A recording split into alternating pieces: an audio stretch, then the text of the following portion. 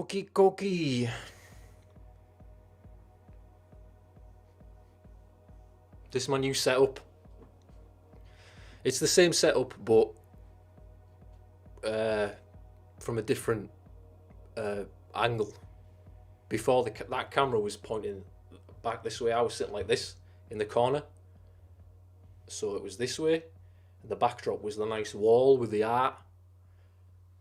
And now I'm sitting straight on against the wall, and the backdrop is a fucking shitty radiator. Oh shit! I've sworn. I've cursed in the first 30 seconds of the stream. Oh well. Those new YouTube rules there. Fucking bollocks. Fucking cunt bollocks. There we go. Nah, none of this is monetized, so doesn't matter to me. YouTube. So this is a new camera setup. Well, it's the same camera, but it's just pointing a different way. It's not as good. I don't think it's as good because we've just got a plain door, radiator, and a little fucking shitty plug-in radiator. And this poster reflects all my lighting setups. Look, up here. I just don't like this. You can see all of this. Anyway, so we might have to do some other little. I don't know. We could do something. I don't know. Hello, Big Shark. Big Shark's in the chat. Let me know if all the audio's sounding good. Is my mic good? It should be on the Rode mic, as I've double checked. It's not the black fucking webcam mic. Background beats, hopefully not too. It should just be subtle. Sounds alright to me. I don't know. Just let me know if it's a little bit too loud or it could be quieter. Whatever you want. Whatever you want.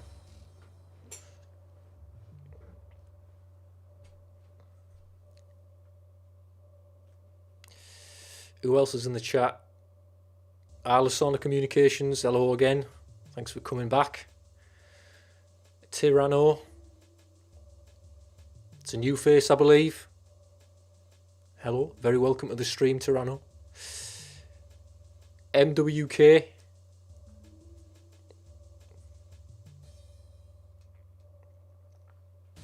Don't know what that stands for.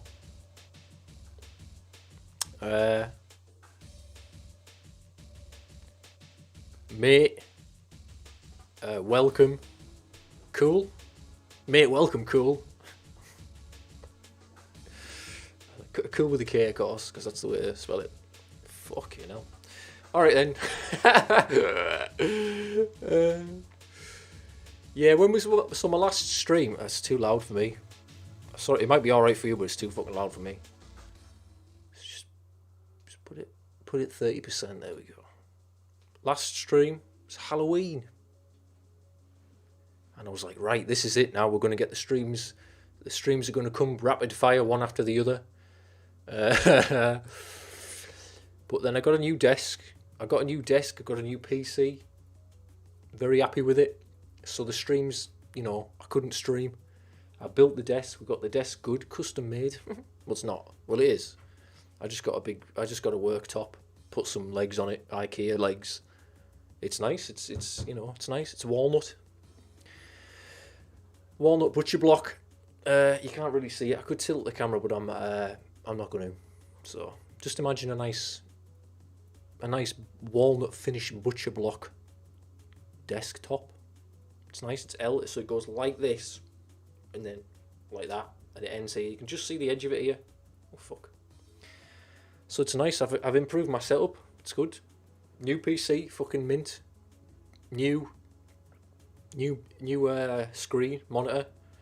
Proper colour accurate, beautiful. It's actually like 42 inches. So if it's say that. It's 42 inches. I've gone from 27 inch, which was the standard monitor size for a decade or more, to 42 inches, man. I'm like this. It's good. It's great. I can't believe it. OLED, by the way. OLED, so it's infinite contrast. Playing games on a 42-inch infinite contrast OLED screen. It's It's beautiful. It's beautiful. Editing videos as well is really cool. I'm loving it. Hal 9000 backwards says, "Sup, bro? Hope all is well. All is well. All is well as we head into 2023. All's good, I suppose. It is what it is. It's mostly fine, but I think in all of our lives, on the periphery, there's the waves are crashing, you know. But right now in the center, it's good. It's fine. It's all right. Can't complain. I got a 42-inch OLED. You think I'm going to complain? Alisona says he's back. Sorry, he's back. He just had to do a thing. All right, mate. Welcome back. Big Shark says I'm now a gamer, mate. I've been a, you know, I played more games than you've had at dinners. I'm a gamer from way back. Yeah, no, it's just cool. It's well, you know, you get the fucking mint setup, you get the graphics card upgrade, 4K capabilities, all of that shit, massive 42-inch screen, OLED, 4K, it's unreal, high refresh rates. First game I played was Deus Ex from the year 2000. Could have played that on a Windows 98 piece. It's just the way it is, isn't it? You upgrade the setup and then you play games from 20 years ago. I don't know. It's fun, isn't it?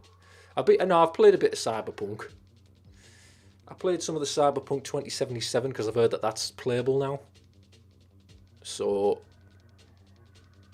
played a bit of that. Might go into that a little bit later on. Actually, I wasn't going to do a review of it or not like that, but I'll give it a go if people want to hear if people want to hear a little review of Cyberpunk 2077. I played a bit more. I've done Red Dead Redemption 2 before, but I played that. I wanted to see it on the big screen. Yeah, it looks alright. What do you expect?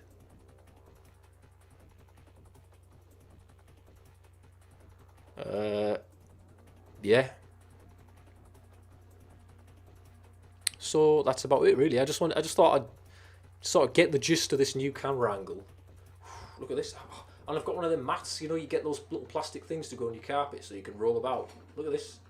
Rolling like it's nobody's business. I'm over here. I can play the bit of the piano. I can come over here. I can work on stuff. Like that. And then here we are. And if I want to play games, I haven't got it set up. But if I go gamer mode, gamer style, styly, I can, you know, you get proper, sit back in your chair, like this, and then I'll just crop me in, put me down here. We're going to be playing games at some point. Nice angle. Thank you very much. It's just stuck on top of the monitor because the monitor's so high up. It's just got it's got a good down angle. It's my best angle, I suppose. I don't know. Because otherwise, because that's the other thing. Because I like that background so much better with the wall above this piano with all that shit on it and the gun, not a real gun. I was thinking I could move the camera there, but then you'd see me like this. All right, guys, you know. Oh, you know, I don't know. It's just better because then I can actually make eye contact with the camera and stuff. I don't know. We'll see how it goes, how it evolves. So that's it, really.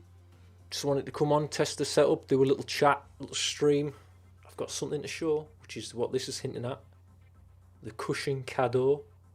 Cadeau means gift in French. I just thought I'd do a bit of alliteration, so there you go. Cushing Cadeaux, what could that mean? Did I ever finish Scorn? Literally never played it since that stream. But I will now. At some point, we could play it, not tonight, but we could crack on with the Scorn. It's not a very streamer-friendly game, I don't think. It's, you know... I don't know. Maybe we will. I just do some little checks. Quality's looking okay. That's 1080p. I think I actually do need a better camera now. Because it's looking a bit blocky. Fucking hell. You try really hard to get all the nice lighting and stuff.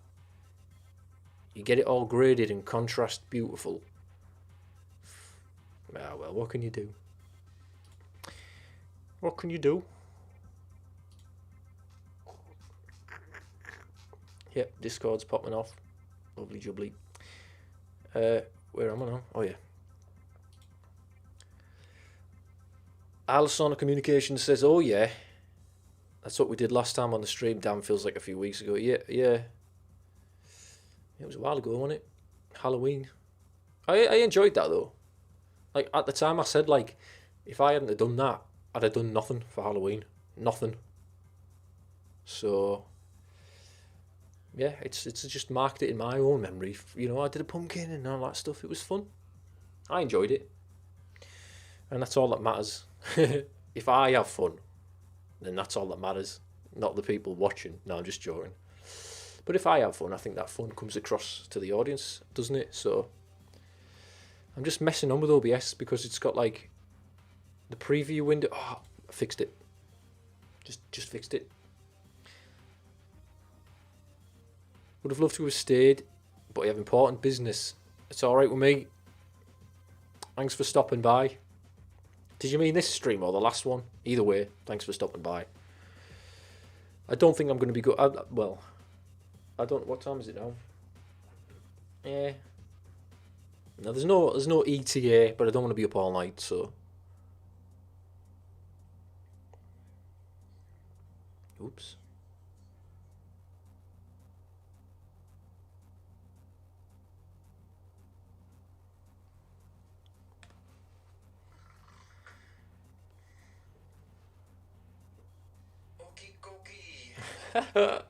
Shit. Alright then. So, there you go.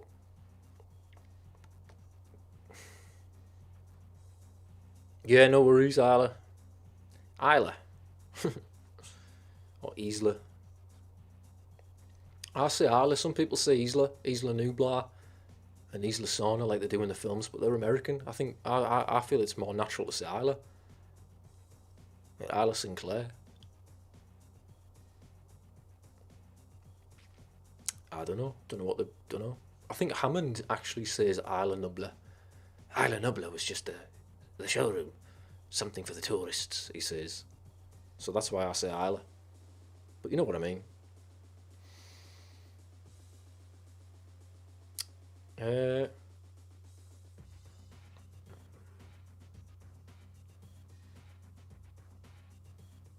very paranoid that the background music's too loud. This is my new setup. It's the same setup. This is the only way I can check. Because I'm silly. From a different angle. No, that's alright, innit? That camera was pointing back this way. I was sitting like this. Fuck it off. So I might, I don't know if I want to actually. I was going to do a little tweet just to get some more people seeing the stream. Alice says he's going to change his name one day. My Jurassic fanboys left behind. Oh man, I think a lot of us feel that way. I certainly do.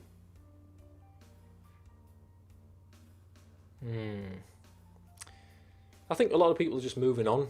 You know, well, I think we'll always love the films. I'll certainly always love the Spielberg ones.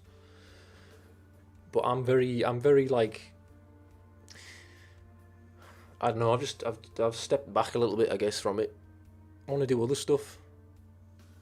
It's always going to be one of my favourite films, the first film, and I love that. I just love I just love the stuff about it, and that it's good. I mean, look at all these. Look at here, Alan Grant on the wires.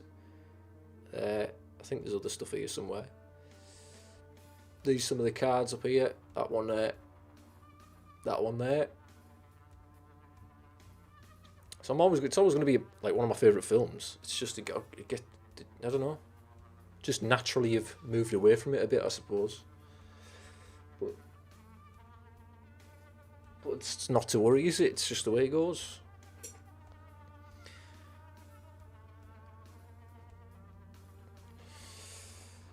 Can't remember how Hammond pronounced Isla. He only says it once in The Lost World. He says Isla Nublar. Isla. That's what, so there you go. If you take Espanol, it's Isla. Yeah. Well, whatever. Tomato, tomato, tomato. Let me just double check this. I might do a little post on my Twitter just to get more punters in. If anyone's bothered, that is. I don't know.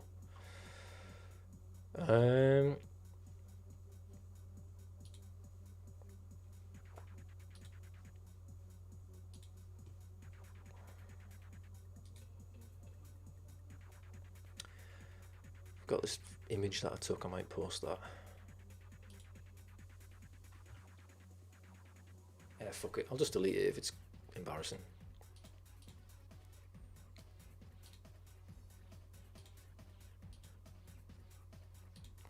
What should I put? Like live now? Oh, I need a fucking link, man.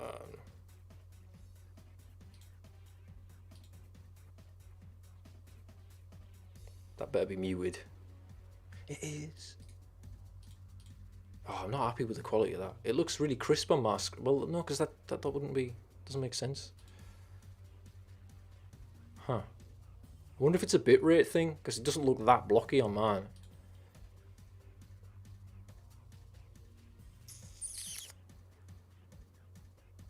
We'll figure that out next time. Right, let's get this little tweet tweeted.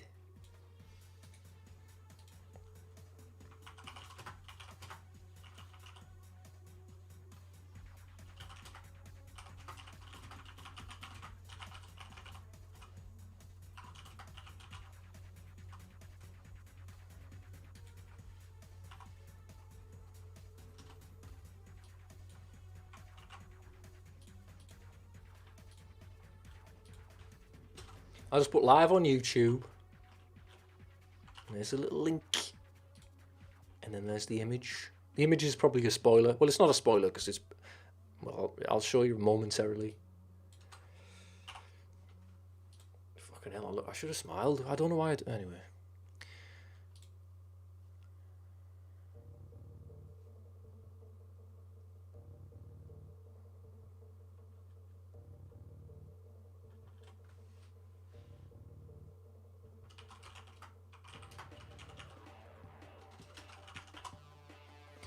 Live on YouTube. Come and see. That'll do. Is that alright?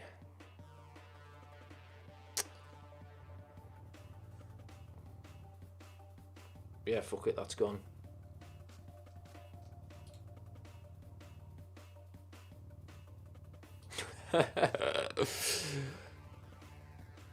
Is that the right link? Oh god, what link have I posted? Yes. Come and see. That'll do. Right, there's that then.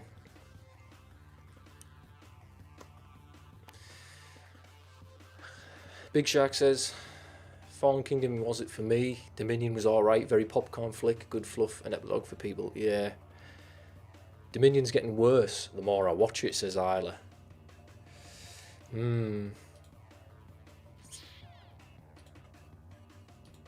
Yeah. I've only seen it the once. I saw it once at the pictures, so that was the theatrical as well.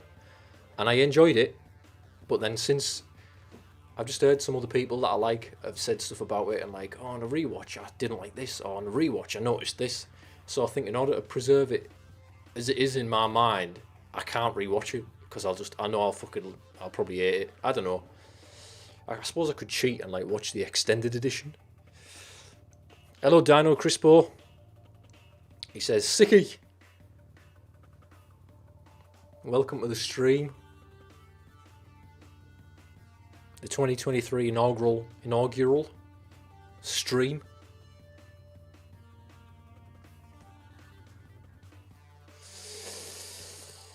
It's so lackluster, he says about Dominion. I liked it. I don't know, it was stupid and it was silly and it was kind of all over the place and there was no rest for 2 seconds until another thing happened.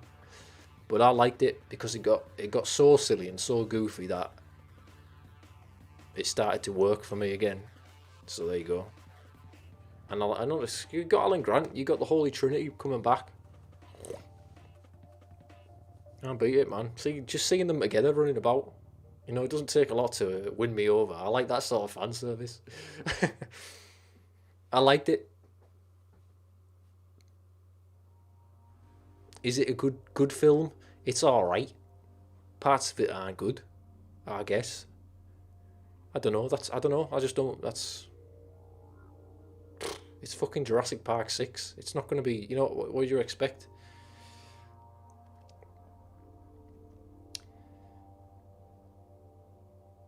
It should have been two-parter. Yeah, well, it was going to be, wasn't it? But I don't know. I kind of like that you've got the Jurassic Park trilogy and then the Jurassic World trilogy.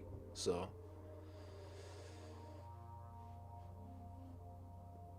yeah.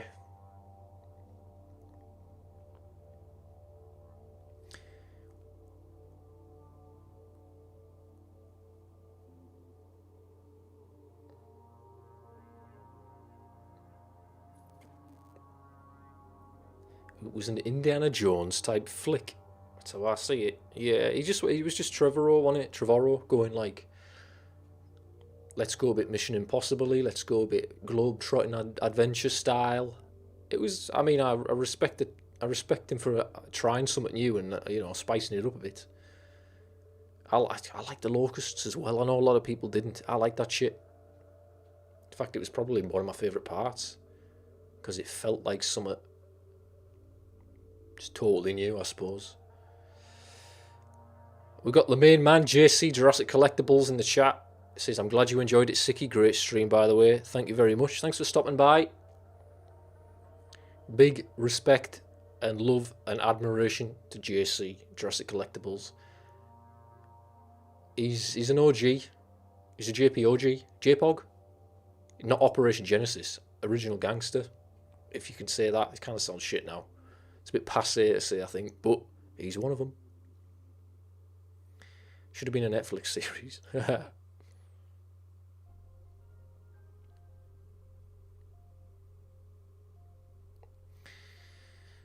Yeah, but I don't just want to talk about Dominion and Jurassic Park. And by all means, if you've got questions or there's something you want to bring up, let's do it. But I don't want to just dwell on how Dominion's shit or what if people that sort of thing. Yeah, we can talk about whatever you want to talk about, man. Sky's the limit.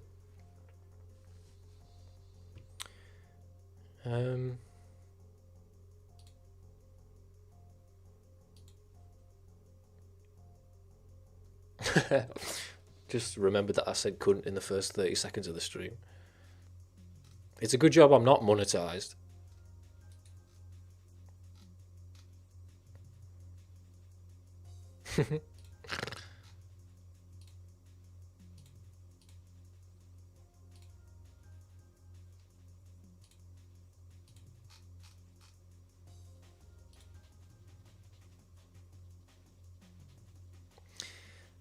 Jurassic Collectibles says, I think I still yearn for an intellectual Jurassic sequel.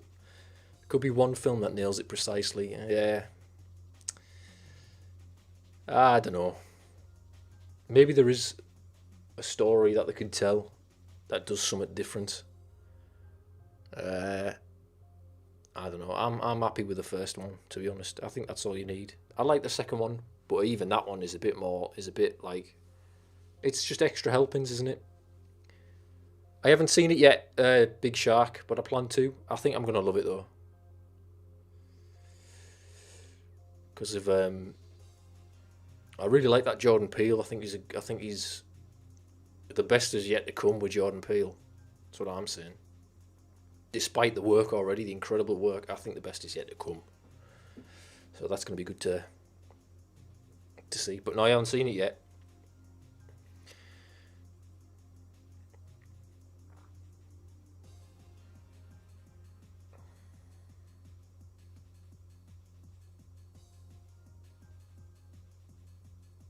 This is a sicky stream, and not my therapist. Yeah. I mean, I can do my best. I don't know. I could do my best for you. Just take breaks from the internet. Take breaks from the internet, drink water. Yeah. Don't worry about the stuff that you can't control. And what else? Don't take anything too seriously.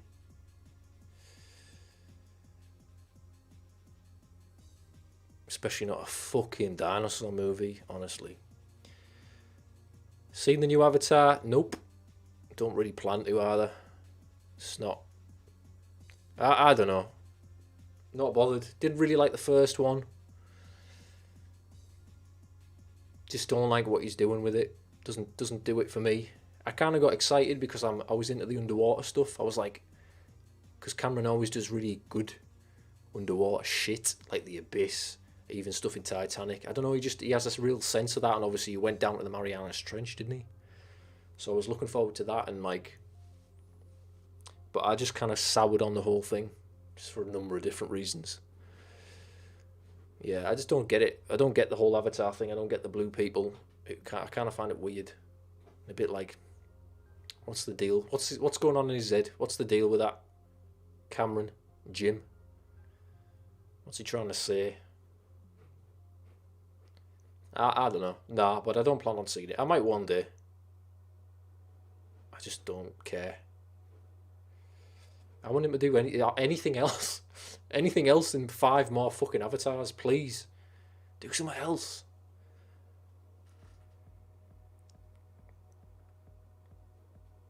Do the humans win? What, in Avatar? Who fucking knows? Probably.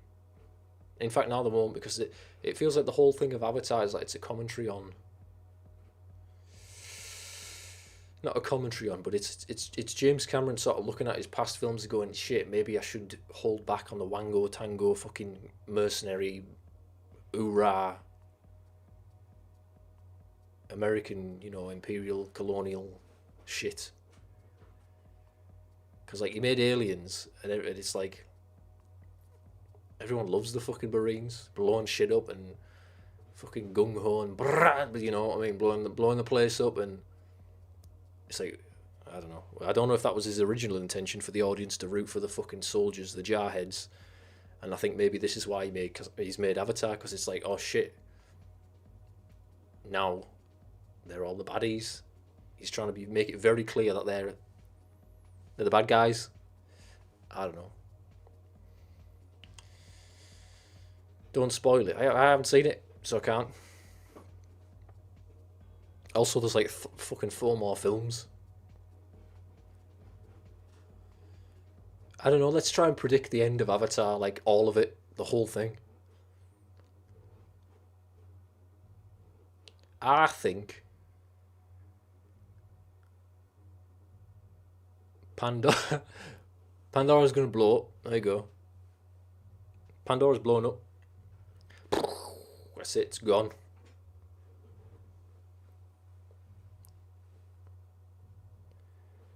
There you go, that's it, that's what's going to happen. It's going to blow up.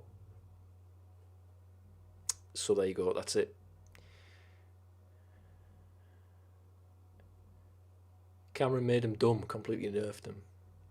He needs to retire. I don't know about that. I think he's still, well, I don't know. Just want him to do something else.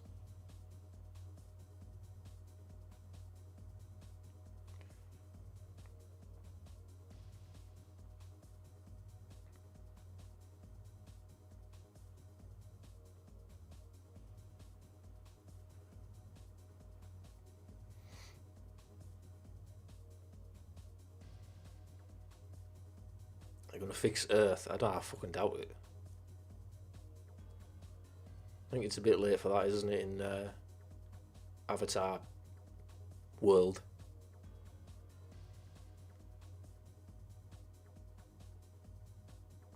Oh, I missed a message there. Locusts were fun from where I'm sitting too. I think I had my expectations tempered to the point I was just grateful for the big 3 appearing. Yeah. I think that's it, wasn't it? It was like my hopes for it were kind of at rock bottom, because I just wasn't on board. It wasn't for me. I'm not saying it was terrible or bad or anything like that. A lot of people loved them, the first Jurassic Worlds, but I was kind of checked out. So I think just the fact that he sort of got the originals back on board, I was like, all right then. I don't know.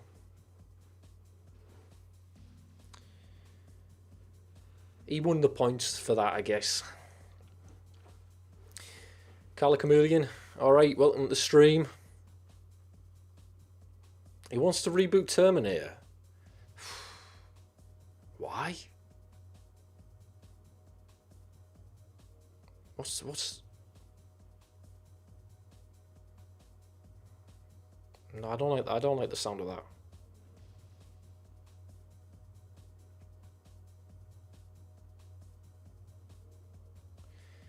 Perhaps the Na'vi develop a way to inhabit human avatars and infiltrate Earth, like a reverse Avatar situation. They reverse the polarity on the Avatar machine. I can't remember what happens in that film. I don't know if there's a machine. So they become us. Jake and Natiri end up living in a cottage in the Yorkshire Dales. That's like my dream, by the way. Don't know how you got that out of my brain.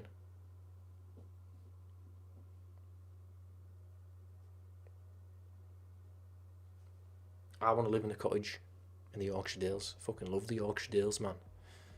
I feel like I grew up in the Dales. I basically did. I love the Dales. Anyway, I'm a Dalesman.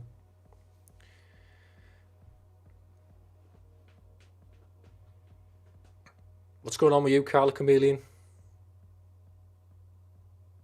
What's everyone's New Year's resolutions?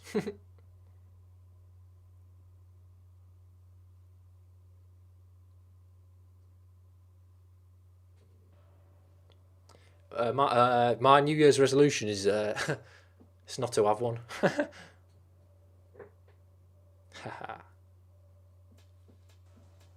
I agree, says MWK.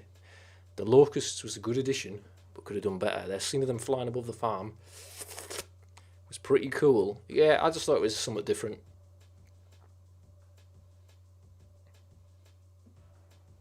Dano Crispo hasn't got a New Year's resolution. I don't think people do them anymore, do they? What's the point? Veganuary and dry January and all that stuff. Carla says it's a Sunday afternoon here, warm and humid. Yeah, it's summer, isn't it, where you are? That's weird, that, man.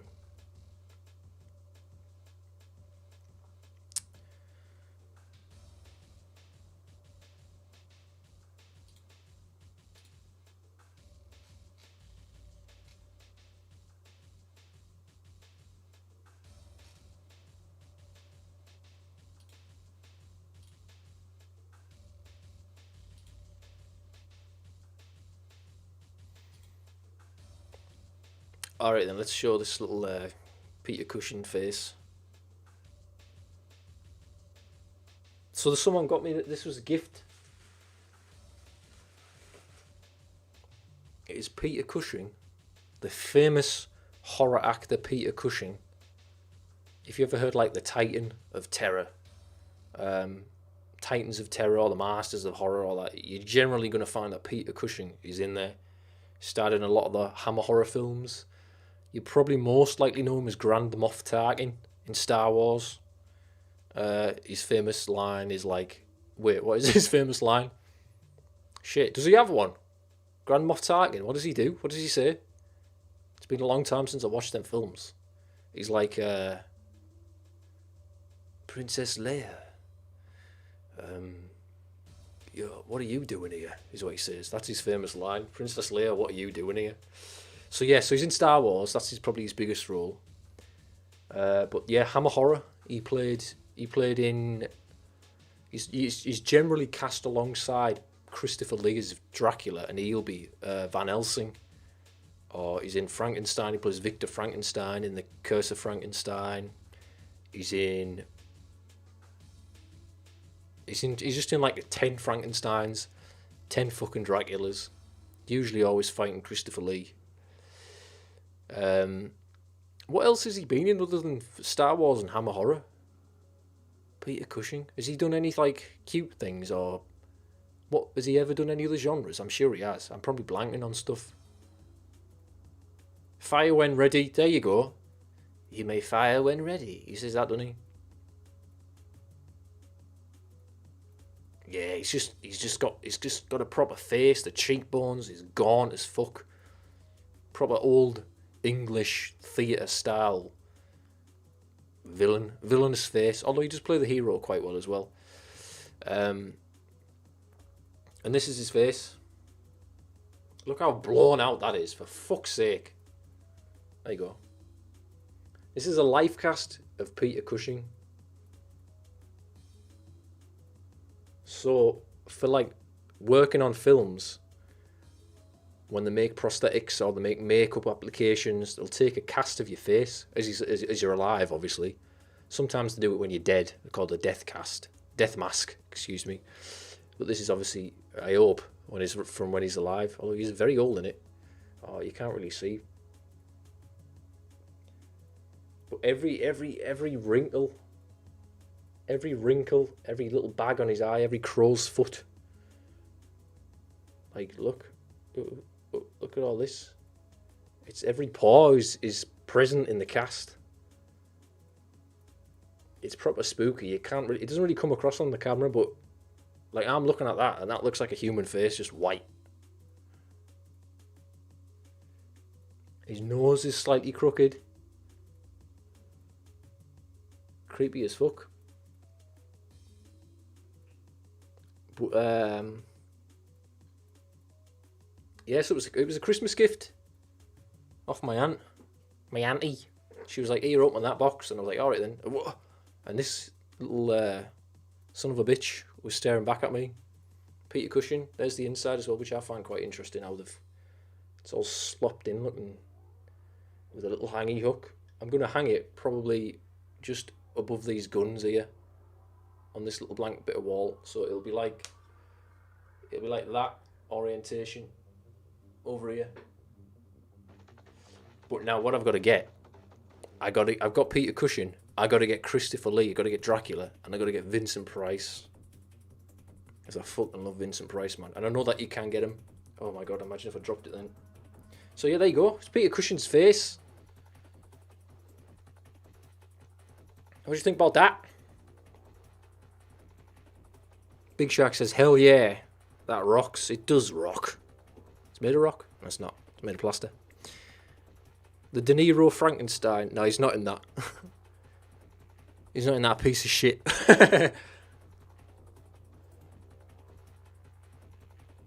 Whoa! Look at me. I'm the geezer himself. Yeah, fuck it. Yeah. Fire. You may fire the guns. That's what he says, isn't it? So there's that. That's the whole point of the stream. See you later. No, I'm joking. I think that live cast is partially what enabled the Rogue One reconstruction of his likeness. Wow, I bet it. Yeah, I bet it does. You know, because they can scan it, can't they? And it gets every wrinkle. Second best thing to have in the actual man, which obviously they didn't have access to. Too fucking loud. But yeah. No, I love it. It's just like he's there. His eyes are down. It's like... I mean, it's kind of... Is it morbid, would you say? Because he's passed away and it's his face and it's life size and it's... I don't know. I think it's nice. I think it's a tribute to him, isn't it? It's a memorial. Hang the masks on the wall and have creepy lighting around him. Yeah. I think so. They could go up here, couldn't they? Like you have one here. One here. One here. Who else could we have? There's kind of the only three that I would want.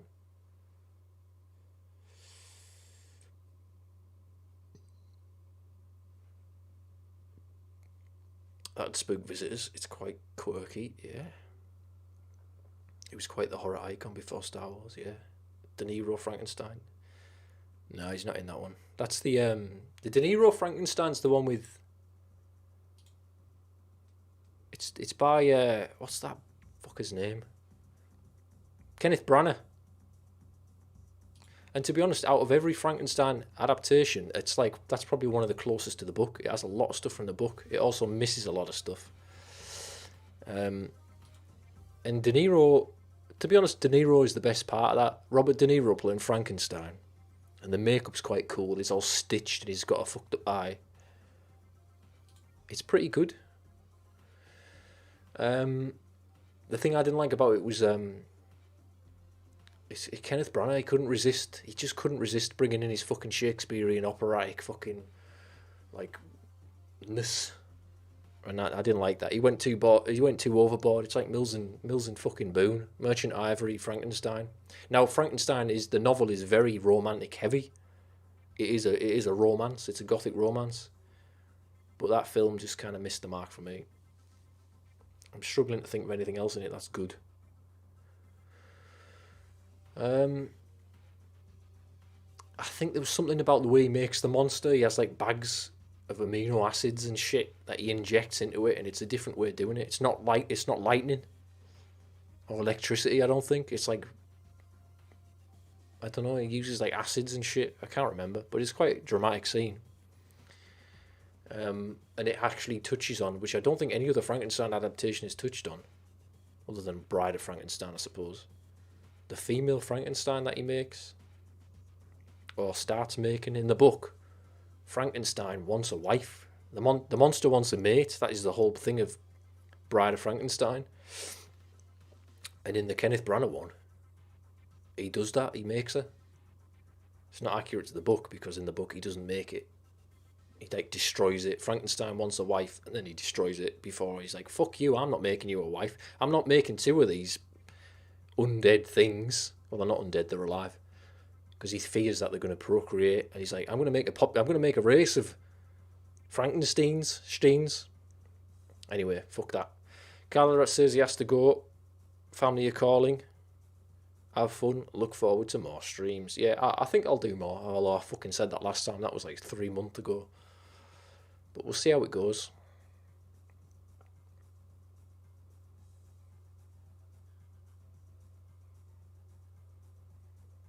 De Niro was a pretty cool Frankenstein, says MWK. MWK. You like Mark W? You like Andrew WK's brother Mark? Not even funny. I can imagine Cushing being the guy who trained Muldoon in a Jurassic Park universe extravaganza. Yeah. Well, I don't know. I don't think he's quite the hunter, the great white hunter type, is he, Peter Cushing? He's very like... Yeah, I don't know. He's a bit more sort of... Fucking, what would you say, bookish? Bookish and like... effete? I don't know if that's the right word. The resurrection was strange, but the way they shot the sea looked kind of hilarious. Are you on about De Niro Frankenstein?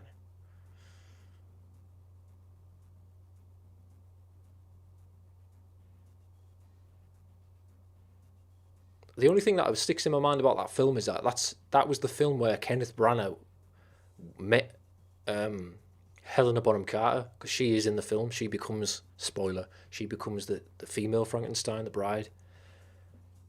But he met her on that set and started having an affair with her and cheated on Emma Thompson. Cunt. Cheating on Emma Thompson, first of all, what are you fucking doing? She's amazing. So yeah, anyway, that film kind of fucked up Emma Thompson and Branagh's marriage. So he's the real monster in that, isn't he? In that situation, I think we know who the real monster is. It's Kenny B.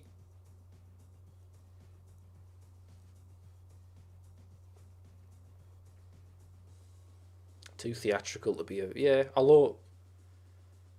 You say too theatrical, but Muldoon is pretty fucking, like... intense, you know what I mean? He's pretty... Yeah.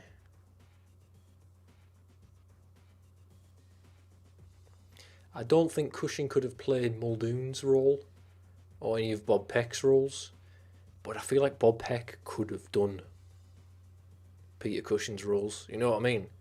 Like, imagine Bob Peck as Sherlock Holmes. Fucking hell, he's got the nose and everything. Imagine him as Van Helsing, hunting vampires.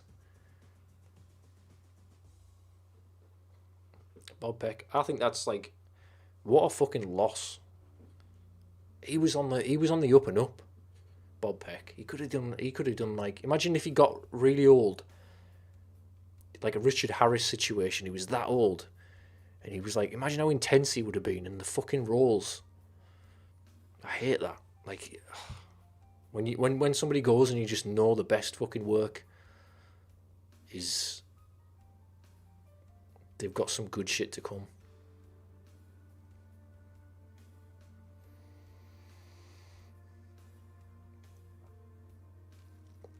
Yeah, Bob Peck as Tarkin, that'd be cool.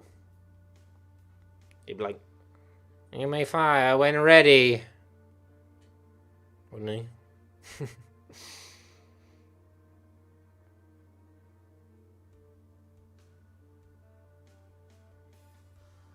be like, quiet all of you. They're approaching Bespin. They're approaching the Millennium Falcon. There you go. Something like that.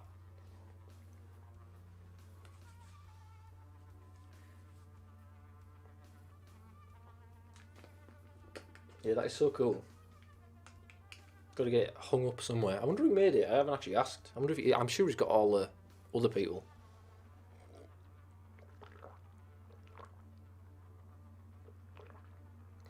I meant De Niro's Frankenstein is too theatrical. That actor, not Muldoon. Ah, right, yeah.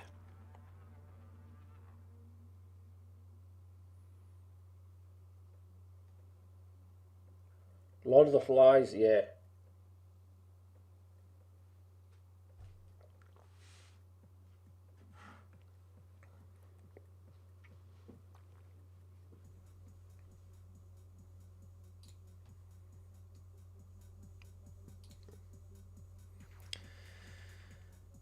Kenneth Branagh was theatrical in my opinion. Yeah, no shit.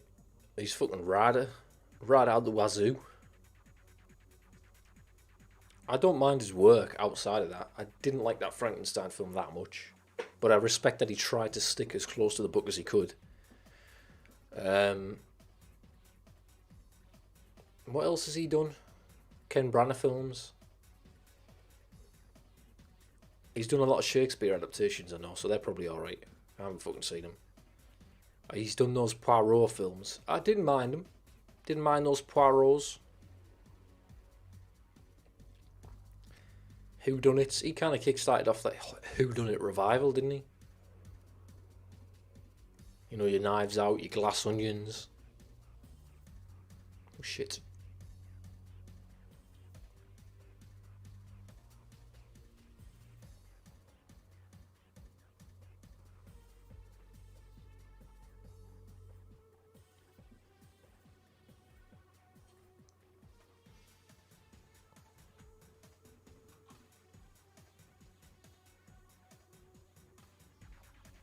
Did you see that Poirot Jurassic Collectibles? What did you think?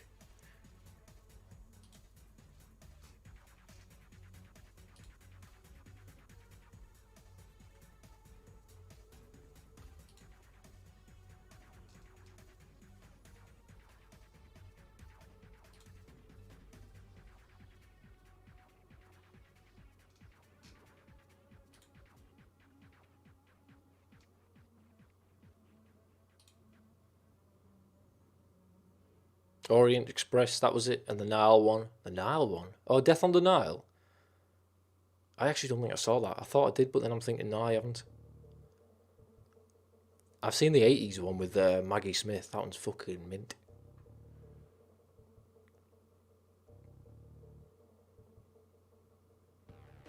Tenet. Tenet. Oh, he's in it. Yeah, he's in Tenet, isn't he? Oh, he was actually pretty good in that. As the villain.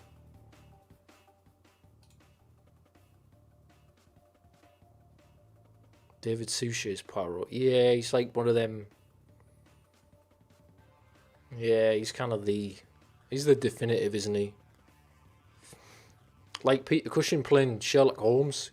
It does a damn fine job, but I think the best Sherlock Holmes is Basil Rathbone, isn't it? It's got to be. Sorry, Peter. You can't fill those boots. Sorry, Robert Downey Jr. I actually quite like them Robert Downey Jr.'s. Sherlock's. Guy Ritchie. I quite like them. Guilty pleasure. And the Hans Zimmer soundtracks are pretty fun as well. And I've heard they're doing a third one, so that'll be funny. I'll take it. Fuck it.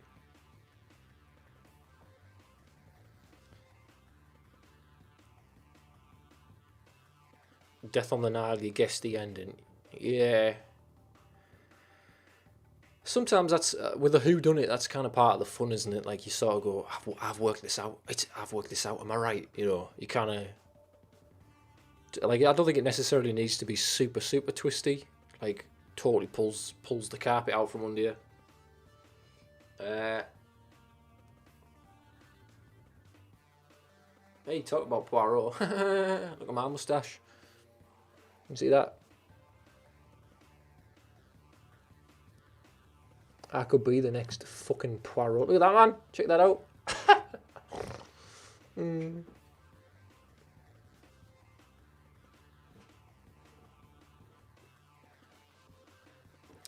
haven't read it? No, I haven't read any of them.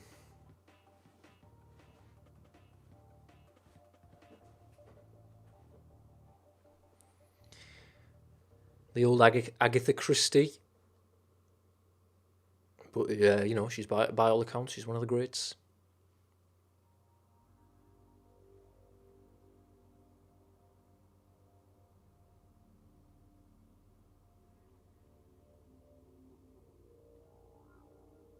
What's funny about, you know, you mentioned the Yorkshire Dales earlier. And I said, I feel like I grew up there because of the time that I spent in a village in the Yorkshire Dales where my granddad lives. Not to dox myself or not like that. But how about this coincidence?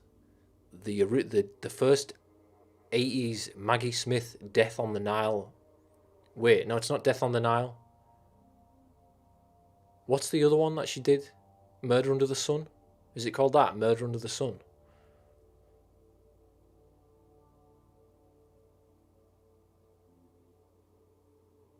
What's that other Agatha Christie one called with Poirot? Is it Murder Under the Sun? Let me just check.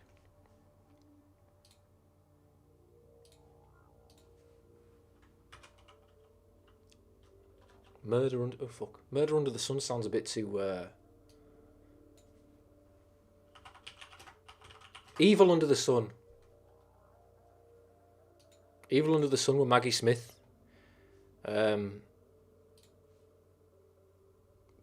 Yeah, so we're talking about Agatha Christie, Death on the Nile, Orient Express, Poirot,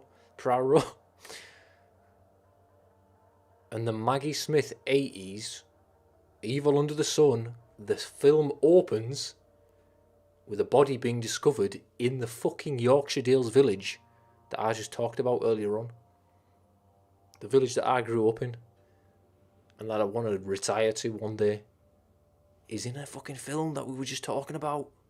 You mentioned in a cottage in the Yorkshire Dales.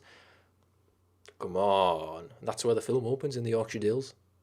That's cool, isn't it? And if you want to check that film out, by the way, if you're in England, I think it's on BBC iPlayer right now. It's alright, to be honest.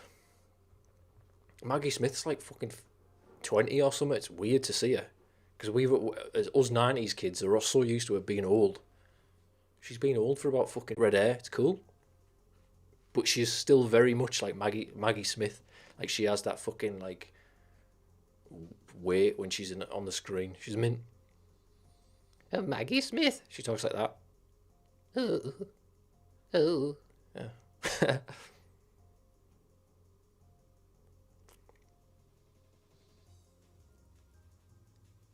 Miguel in Road to El Dorado, Kenneth Branagh.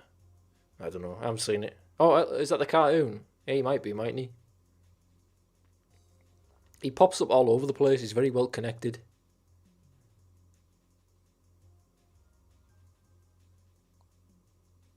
He just did that film. I wasn't expecting Kenneth Branagh to talk like tonight, lads. But he did that film, didn't he? About it's called Belfast. The wind's blowing a gale out here, by the way. Absolutely shaking the house.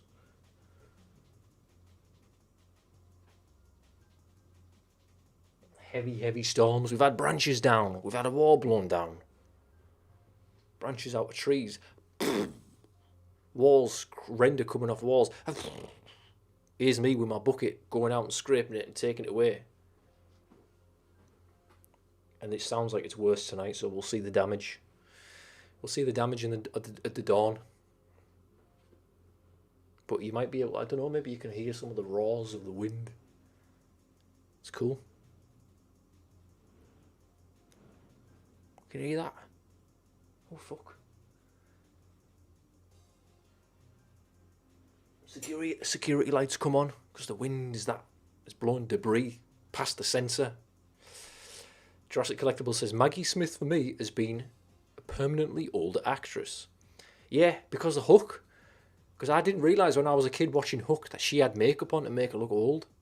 I just thought she was that old. And then the next time I saw her was probably Harry Potter. And she was that old, or more or less. She's like she's been fixed in time. Yeah, it's weird, isn't it? What an actress, though. Especially in Hook, she's so like heartbreaking and like. You can see why Spielberg was like on to a winner there. He was like, she's perfect for this because she's so like. She just has that fucking weight, you know what I mean? I can't think of any other word to explain it. She has that gravitas. Proper tragic though, really, Hook. It was on over Christmas and I forgot how fucking tragic and like melancholic it was. It's like the music and the scene when you see the flashbacks of Peter Pan going visiting Wendy, and then he stays the same age but she gets older, and it's that repeated shot of her turning to look at him, Peter, and then she gets older, Peter, and then it's Gwyneth Paltrow, Peter, and then she's old and she doesn't turn around and she says, what does she say? She's like, I can't remember. She just says something like, Peter, I'm very old now. I'm not what I used to be. And then she turns around and he like recoils because he's like, fuck, she's like old. I fucking love Hook. Like, people say it's shite, but just for how it handled that story and the retelling of it, honestly, really emotionally, like, it's a fucking heavy hitter. And then you add into the fact it's Robin Williams, who can break my heart like that. Yeah. And then the John Williams score, which I think is one of his best scores. Honestly, that's one of my favourite Spielbergs. I love it. It's good. Fuck the haters, as they say. Kenneth Branagh's going to be in Oppenheimer, is he?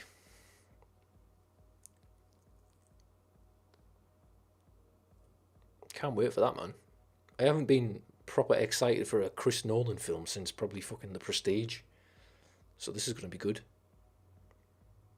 And I've seen, well, it might be a spoiler. I think he's in the trailer. But I was like, ooh, I hope, it's about Oppenheimer. I hope this character makes an appearance. This famous person from history makes an appearance, because that's going to be cool. And sure enough, he's in the trailer. Shall I just say who it is? If you know anything about the history, it's not a surprise.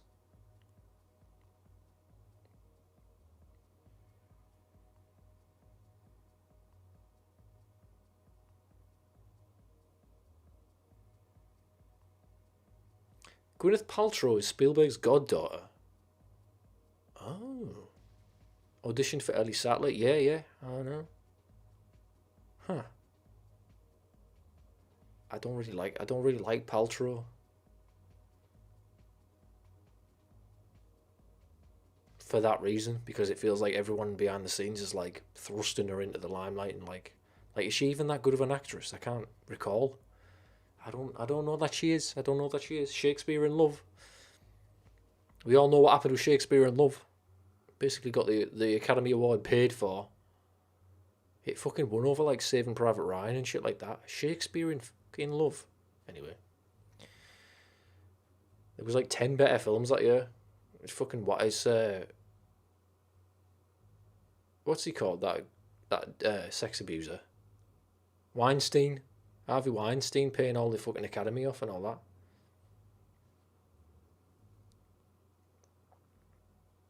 Anyway. Weinstein. Well, that reminds me of who's in Oppenheimer. Not Weinstein. It's Einstein. Albert Einstein's in Oppenheimer. Spoiler alert. As he was friends with Oppenheimer. That's going to be fucking good, man.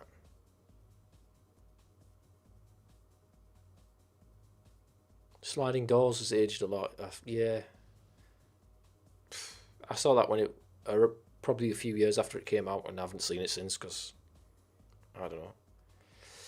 But I actually, in an interview with a chaos theorist, I think it was one of the professors who coined the term chaos theory. It was a really cool interview where he's talking about Jurassic Park and what actually falls under chaos theory and what doesn't. Like anything Nedry does isn't related to chaos theory. Most of the park doesn't fall to chaos theory. It falls to human sabotage. But like stuff like the dinosaurs changing sex, that does class. It could be classed as chaos theory in action because it's a system, a complex system that is unpredictable. Nobody predicted it could have happened. But in that interview, he also says one of the best chaos theory depictions in film is that Gwyneth Paltrow film Sliding Doors. Like the butterfly effect and like a small change here can cause like she misses the I can't remember what happens. She misses the train, and then you see that her life splits and it ends up with a one end she marries this guy and one end she's got short black hair. It's like every little detail that changes based on this one point. She does one thing different or she takes a step too late, and the whole life. She ends up in, so it's pretty cool for that reason.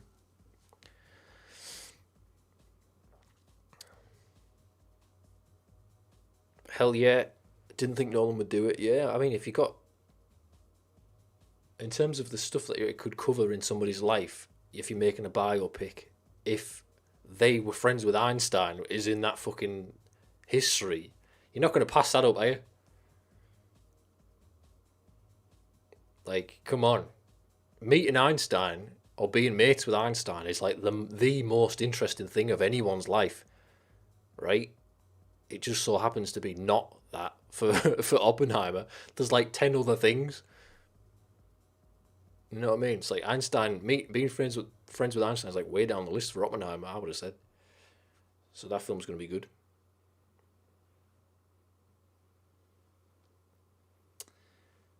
But yeah.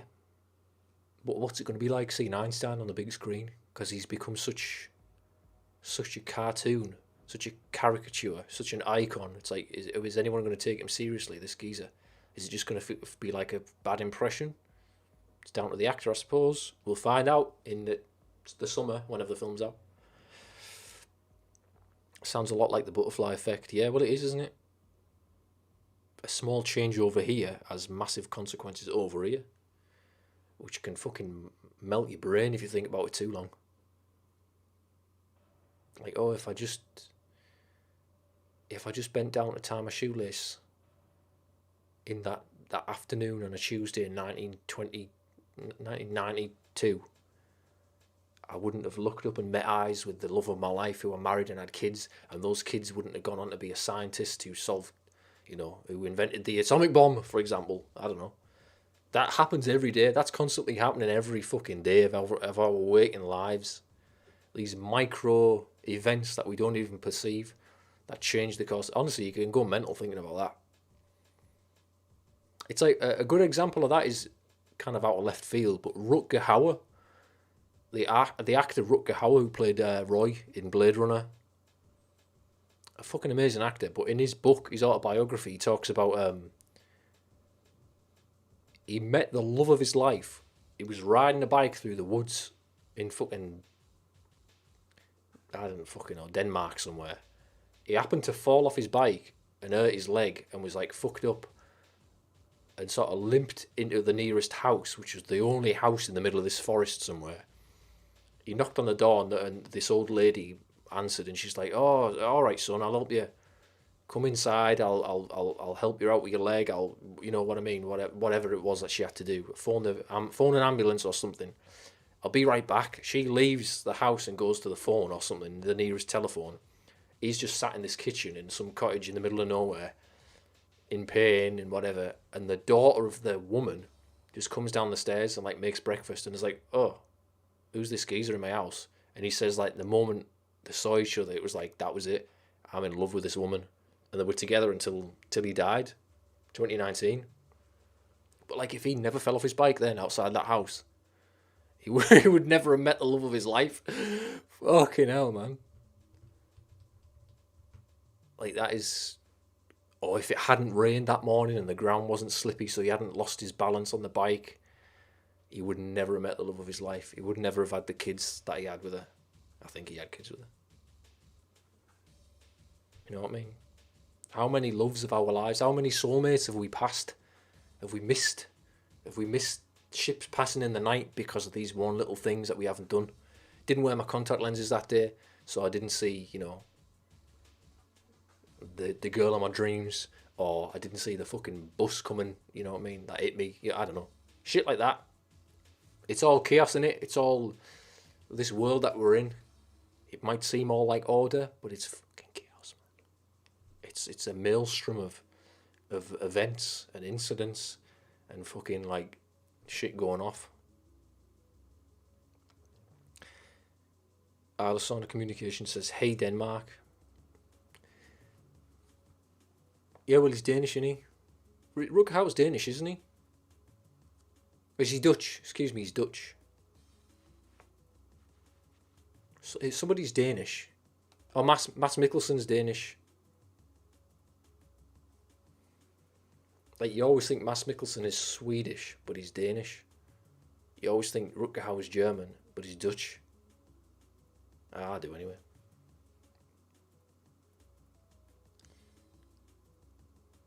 Alessandro says he finished The Two Towers Extended. We failed to get to Return of the King Extended, but it's 5 hours. Yeah. I think I watch the Extendeds like once a year, and sometimes just stick them on just because you get something pops up in your everyday life and you go, I got to watch those films again. So good. They've just, as time's gone on, they've just increased in stature. Those Lord of the Rings films, like fucking hell. Talk about modern classics. I love them.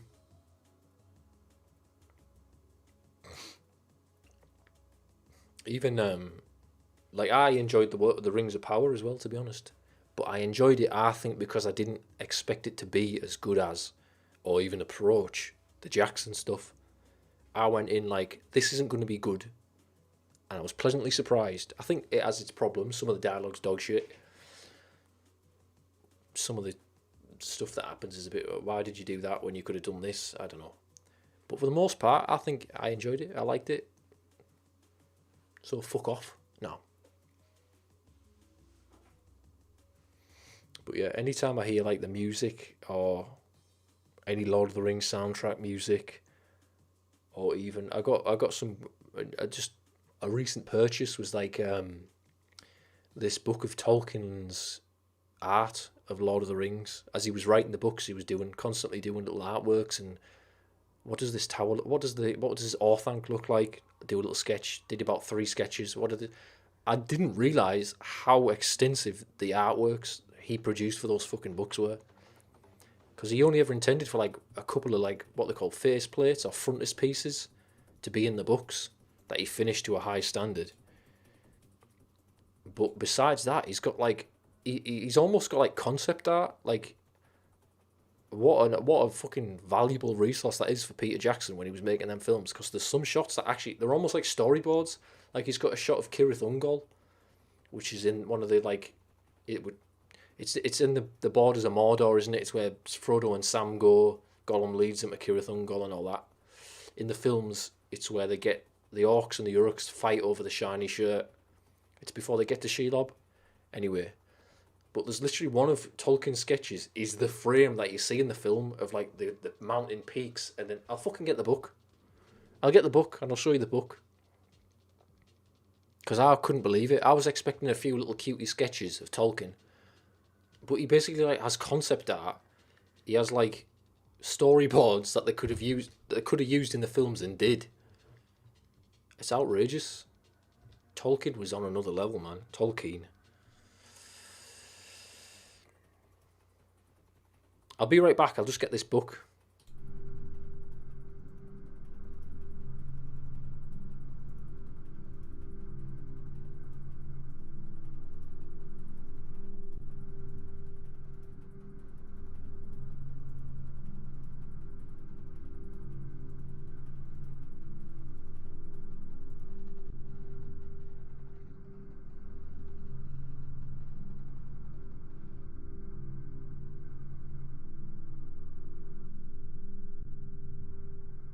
Alright. I got the book. There you go. The Art of the Lord of the Rings by J.R.R. Tolkien. Or Tolkien. I don't know how to say it. I think I'll just say Tolkien. Fuck it. There you go. So you've all seen this stuff. The front covers that he designed. Yeah, I thought my music had gone off. There you go. There's the two towers and shit there. It's fucking like... It's a gorgeous book. I've been into getting all the different books that you can get. Like, there's a book of all the maps, the beautiful hand-drawn maps that Chris did, Christopher Tolkien and all that shit. It's so good. But yeah, so I'll show you the one. Like, most of them are like little sketches or just little ideas he had that he was trying to get straight in his own head about designs of stuff. Like, they're all like, it has like facsimiles of the work. I guess that's the photograph in it. It's not a facsimile.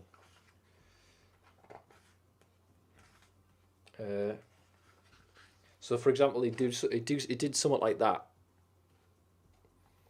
like Hobbiton. That's his work. That's Tolkien's hand has done that, which is fucking cool, isn't it? But that's a sort of example of like the big pieces that he intended for the books. But the stuff I find fascinating is like the doodles and how detailed they are and how much clearly inspiration has been taken from, or it has inspired Jackson. Like absolutely extensive plans of like the layouts of Hobbiton and the village and the roads that they used. But let me find this one piece of Cirith Ungol.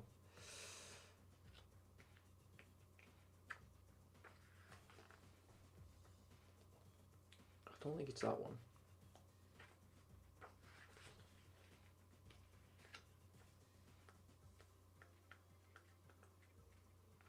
Anyway, well look, there's that one. There. You see how it's like through the peaks of the mountains with the glow behind and then the tower sticking up there?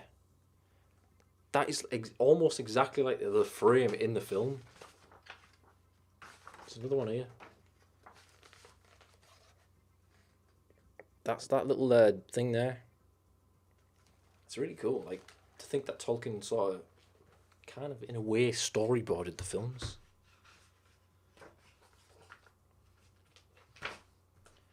A little quick look, see if there's out else in here.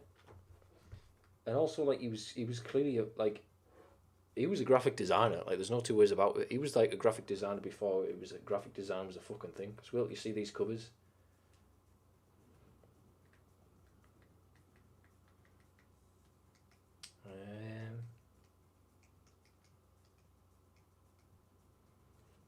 Like, look at this, all of this stuff. Like plans for the font, how the font is going to look, what the front cover is going to be like. Like, try it in black, put 3 rings on instead of 1, put the Sauron eye in the middle. Like, he really, really cared about, I mean, everything from the fucking ground up with that world. Like, talk about dedication and all. It's unreal. 2 towers. Fucking beautiful.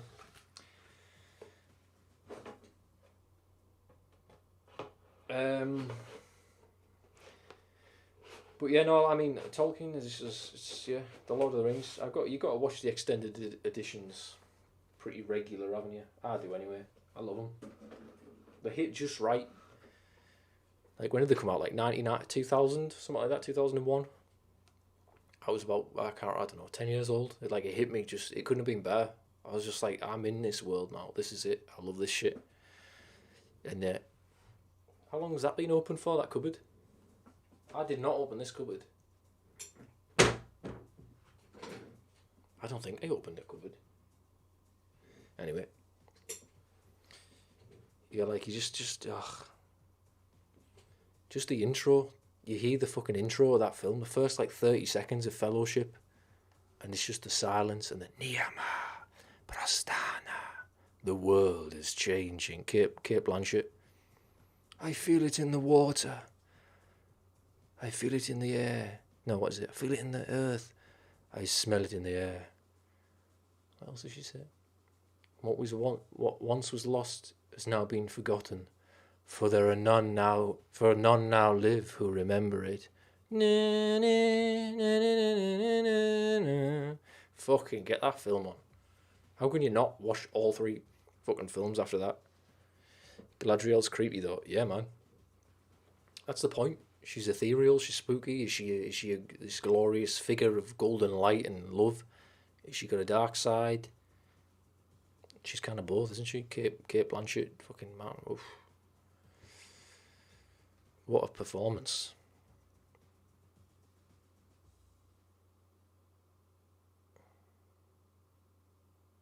Yeah, full languages.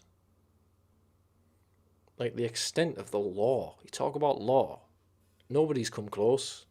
Elder Scrolls, fucking Game of Thrones, Dungeons and Dragons. Nobody can touch Tolkien for the absolute depth of attention to detail, languages, names of horses, names of special trees, names of fucking races and places, and the fucking Maya, the Istari, the fucking all of that shit. And it just goes further back. Like Lord of the Rings is like scratching the surface. You've got all that fucking Luthien and Beren and fucking Melkor, all the fucking kids from way back when. The breaking of the world and the sinking of Numenor, and spoilers for season 2 of Rings of Power.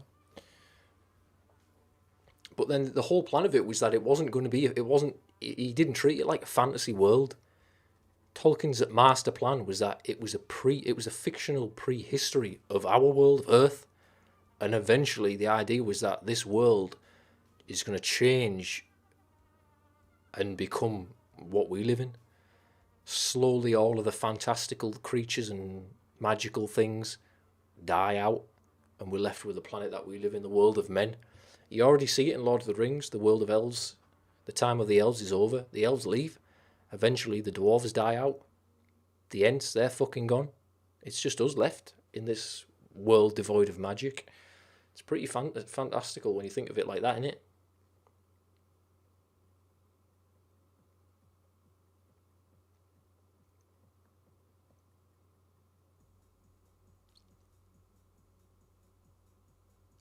Oh, yes. A Theoden King speech. The Ride of the Rohirrim. So good. Really well done in the film as well. And there's actually a recording of Tolkien saying that bit. Like, I think one of his mates had a tape recorder, and he was like, "Here, Tolkien, here, JRR, why don't you record a little bit of on my little gizmo here?" And he picked that, and he was like, he heard himself back saying that. He was like, "That's fucking good. I wrote that." Like, he said something like he never believed how good it was until that moment. He was like, "Shit, man, that's good stuff."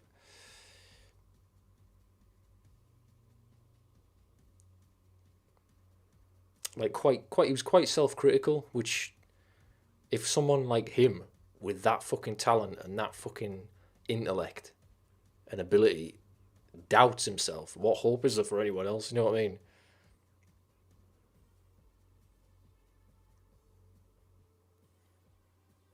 A ride for ruin and the world's ending. Death! Death! Hell yeah.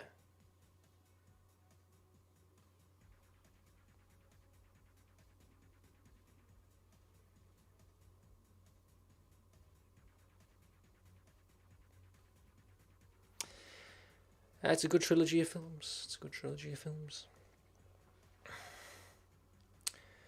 Could be the best trilogy ever made, couldn't it, really? I think we had this talk before, didn't we? What's the best trilogy ever made? A lot of people say the first Star Wars films, although it's not a trilogy, is it?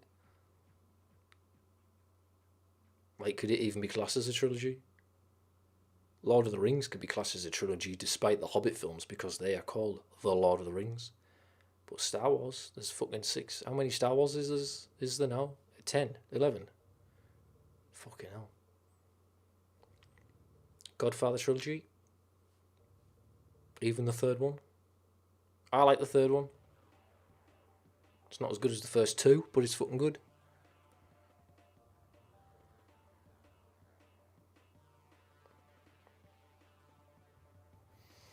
I watch the Hobbit films every now and then, but you just have to get your mind in gear that it's not going to be as good. Some of the stuff in there is amazing, but a lot of it is like, I don't know. Even fucking Jackson was like, I'm not on board with it. What is going on? He didn't know what he was doing, did he? Half the time, because Guillermo del Toro was on board at one point and did concepts for it, which that would have been. Imagine a Guillermo del Toro Hobbit. Star Wars is a saga, yeah. Martin Freeman was a highlight of that. Yeah, absolutely. He was damn good. Smaug, I liked Smaug. Very cool scenes. That's probably one of the strongest parts of the film is the Smaug stuff, I would have said. I like that you got. Again, it's that Dominion thing of getting the old cast back.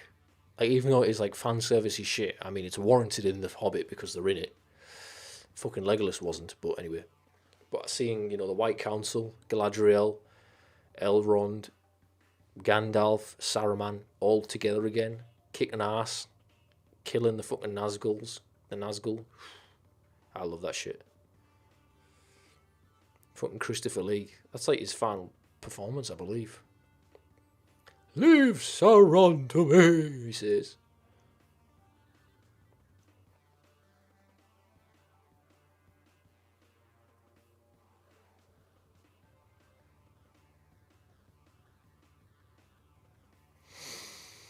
Big Shark says he loves Godfather 3. Perfect tragedy, yeah. Like, it's not.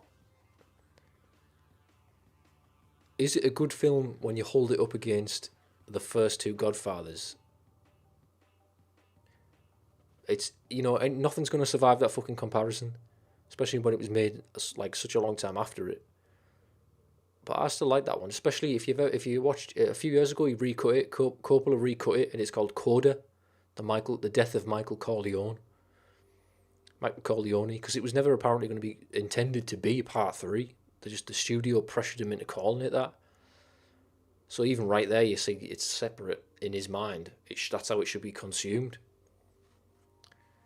But I like part 3. I like the Coda, the recut of it. Better. It's better as well. The problem is, the biggest flaw in that film, for me anyway, is present in both versions, which is Sofia Coppola, which, I like her films, she's a good director, but she ain't a good actress. Sorry. It should have been Winona Ryder. But it is what it is. And in that film, despite its flaws and stuff, and despite it gets a bit too, the fucking Pope's involved and the Church of the Vatican and all that shit, I don't know. I quite like it still, but I think it has one of the most powerful moments in all 3 of those fucking Godfathers, which is when, if you haven't seen the film, watch it, but I'm going to spoil something. When you know what I'm talking about, Big Shark.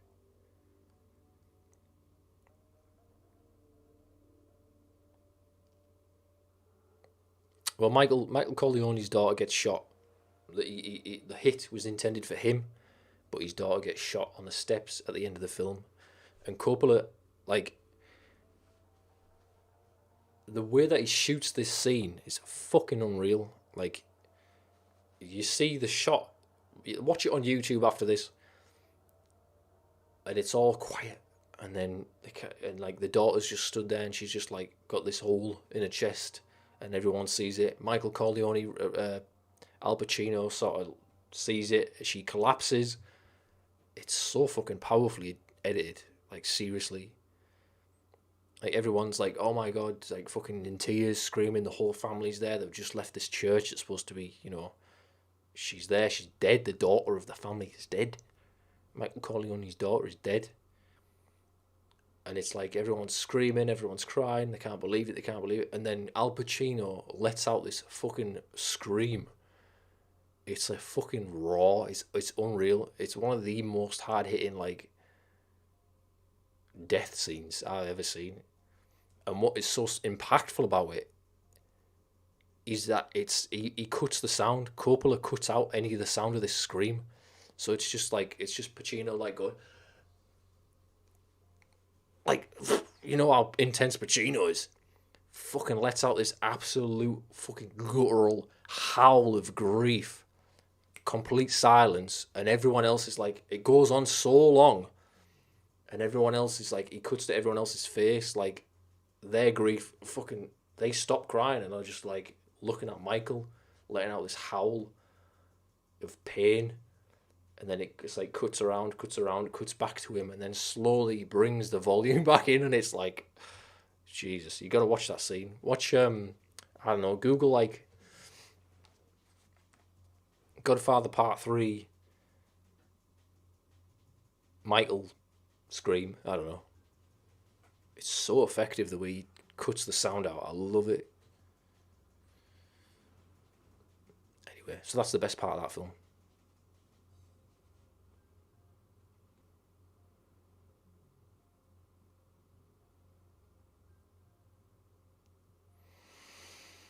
Indiana Jones' trilogy to me, says Jurassic Collectibles. Yeah. I like Last Crusade's my favourite one.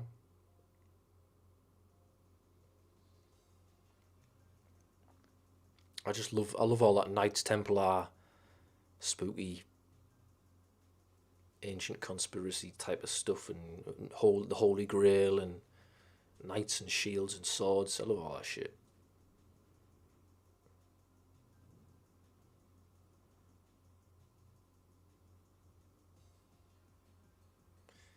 Crystal Skull's good in black and white. Yeah, I've heard that it helps to mask some of the CGI a bit. Crystal Skull is a pretty good name. Dial of Destiny sounds like a first grader short story. I hate that title. I was proper hyped up for that film. I was like, this is going to be good. They filmed some of it not too far from me at a castle, and there was footage of like, you could see them like with big. They had Nazi flags draped down the tower walls. They were letting off pyrotechnics, massive. It was like proper old school movie magic. It was like, fucking, this is gonna be mint. And I was proper hyped for it, and I still am. And you got Matt Mikkelsen as the villain. That's so fitting, so fitting. Like, yeah, of course he's gonna be a villain in an Indiana Jones. Perfect. And then they come out with that fucking name, Dial of Destiny. I don't even like saying it. Dial Destiny? Dial D for Destiny? You could have come up. I'm sure I heard like there was articles with like 10 other names that were better than that. I saw people on Reddit with other names that were better than that. Like, oh, this is apparently the title of the film. And I was like, oh, good. This one is apparently the new title. Oh, that's even better. And the one that finally come out with, Dial of Destiny. Shite. The film might be alright though.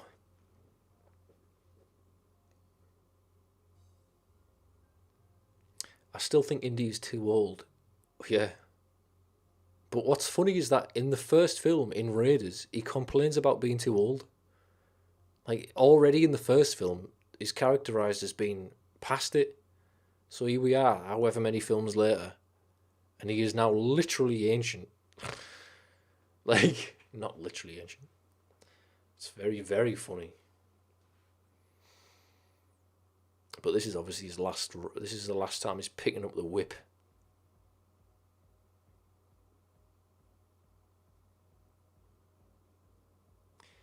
I'm one of the people who think Chris Pratt would make a good Indy. No, I massively disagree with that. He could do the action adventure and the gung ho and the fucking whoosh and all that shit. But do you really believe him as a professor of archaeology? Chris Pratt as a professor? A tenured professor at a university? Because that don't work for me. Chris Pratt can fight fucking ancient knights. He can kick Nazis in the head. He can fucking fight ghosts. He can travel through time. As Indiana Jones, he could do all of that. But I cannot buy him as a smart person. Sorry.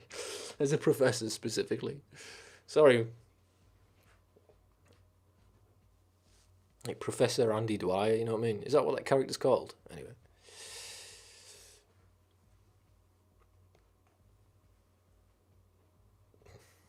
I can barely fucking accept him as a fucking animal behaviourist.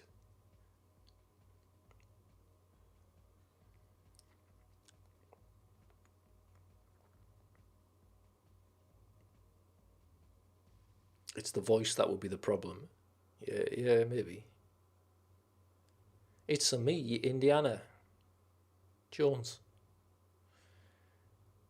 Chris Pratt needs a new character. Same for Tom Holland. They both play Marvel characters every movie. Yeah. Well, it's yeah. I mean, a lot of actors do, don't they? That's kind of how they make their fucking. They've built all careers on playing the same fucking person in every film.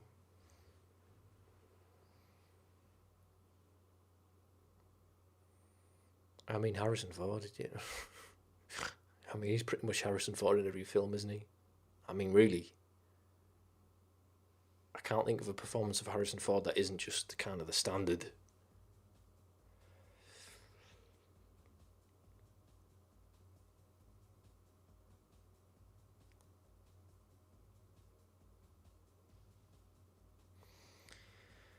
I want this reboot and sequel era to end. Yeah, it's.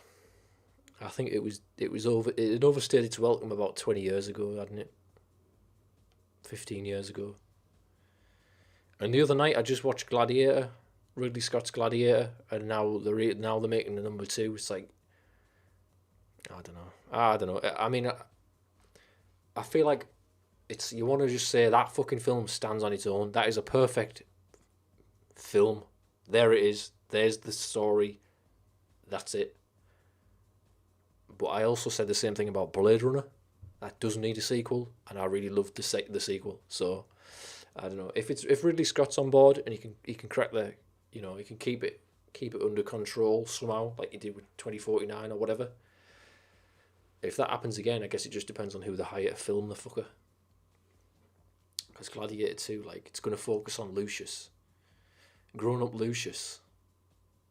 Alright. What's he going to do? Like, Gladiator is such a perfect film.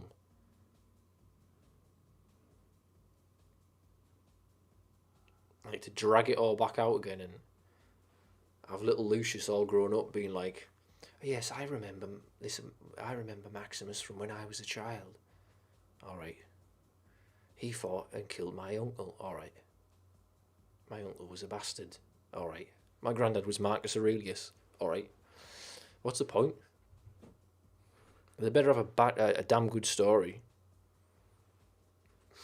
But yeah, if you haven't rewatched Gladiator in a while, stick it on. It's on Netflix, only in HD though, unfortunately, not 4K. But that film is so good. It's definitely one of Scott's best, without a doubt. And the music, oh my god, I actually cried when I watched it. It was only a few weeks ago, and I wasn't expecting it. I was just like, because I hadn't seen it in so long, I was kind of more. Just being more tuned into what he was doing with the camera, what he was, the stuff he'd show, the shots, all that sort of stuff. But then that fucking line at the end when fucking, what's that cunt called? The senator guy, Derek Jacobi plays him. He goes, "Who will help me carry him?" I fucking popped. I just like, oh my god. She's like, she leans over him and is like, he's dying. She goes, "Maximus, go to his family." That was sad enough. But then he goes, all the people come in and he's like, "Who will help me carry him?" Oh my god, that line. And then the music comes in. Do, do, do, do, do, do. Got me. He got me.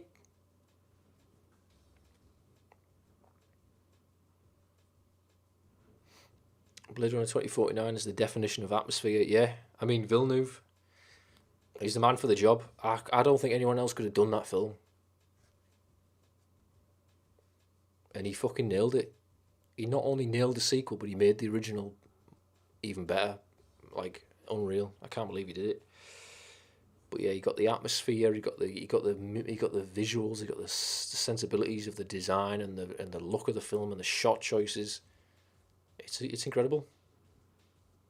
But he basically says in interviews and stuff, Villeneuve, he's like,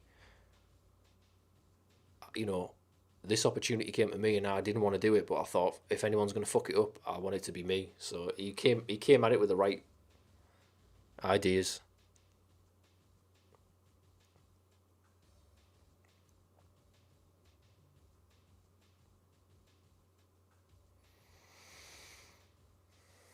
Gladiator is wonderful.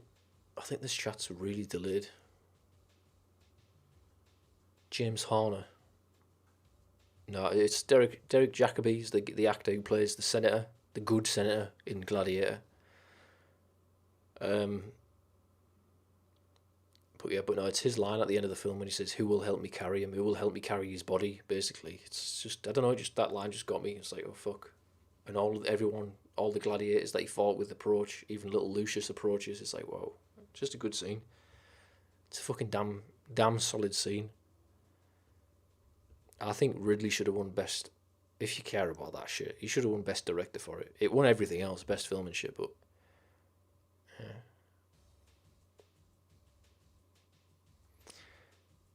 My favourite Joaquin Phoenix performance outside of 8mm and Hotel Rwanda. Yeah, Joaquin. That was like one of his first roles that made him like put him on the map, wasn't it? And what a performance. Like, as good as Russell Crowe is as the hero, it's matched by Phoenix as the villain. Like, oh my god. What a piece of shit. That whole film is good, and it's probably got one of my favourite ever Ridley Scott shots, which is I don't know what to call it, the Elysian Gate. When every time, I think it happens twice in the film when Maximus is close to dying and passing over to the other side, the afterlife, going to the Elysian Fields to see his family again. There's just a shot of like an old ruined wall with a big black gate in it and like a crop's blowing. And it's first person, it just slowly, it's only a few frames, it just slowly approaches it.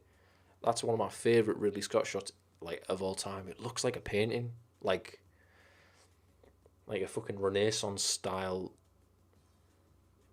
masterpiece. It's so beautiful. I wonder if I can find it.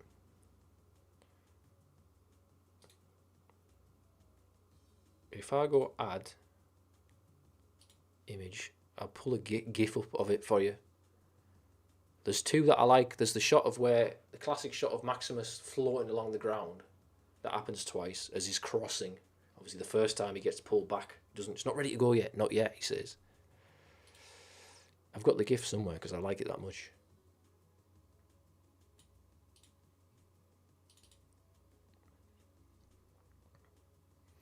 Hans Zimmer used to be legendary, but as of recently fell off, in my opinion. Yeah, he's just changed his styles to be less melodic, hasn't he?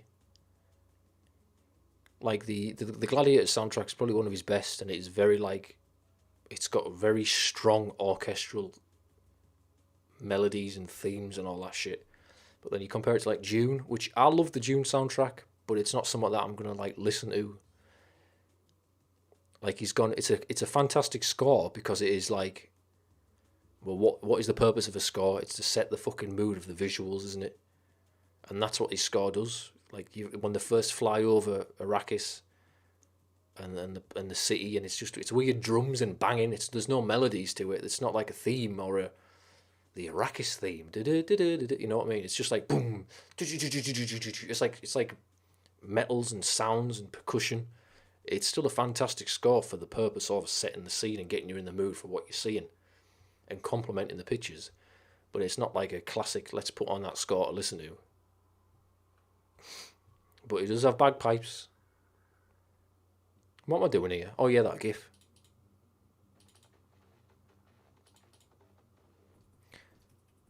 So he is one of my favourite Ridley Scott shots from the film Gladiator. Can you see that? I don't know, why is it up there? That's it. That's the entirety of the shot from beginning to end. It's right as the first time in the film that Maximus is close to death and he's about to go through the gate to the Elysian Fields, the Roman afterlife, what's the Greek afterlife, to meet his family. but he gets pulled back because he's like, not yet, your time's not yet, you need your vengeance. But it's that shot, and it's got a weird like wispy. Like, look at that shot. Look at the sky in the background and the weird time displacement they've done where the sky's moving fast, but you're walking towards the door slowly. The ruined wall. Look how beautiful that wall is. I assume it is a real wall somewhere, an ancient thing. I just fucking love it. And then obviously later on in the film when he does cross, the shot continues and you see him open the door and go through. It's like fucking beautiful, man. It's fucking beautiful. And here's the other one.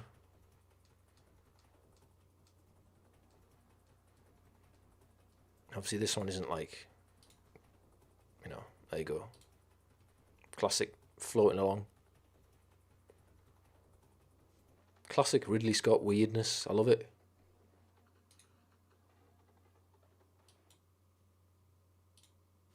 There you go.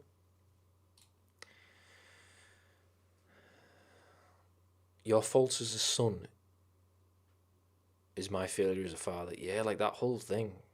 Richard Harris as Marcus Aurelius. It's so fucking deep. Seriously, watch that film again. Get the 4K Blu-ray. It's beautiful. It's beautiful. It's a perfect film. One thing I would say about it is that it is sort of, and I think this is a conscious thing, but the film like almost has a bit of a look of the early 2000s, the late 90s. Very subtle and in only certain scenes. Like when you compare something like Blade Runner, which visually is kind of I wouldn't say timeless, but I mean, it doesn't really look like an 80s film. I guess it kind of does. Or Alien. But Gladiator almost at certain times has this sort of, it feels like a 2000s film. It doesn't feel timeless at times.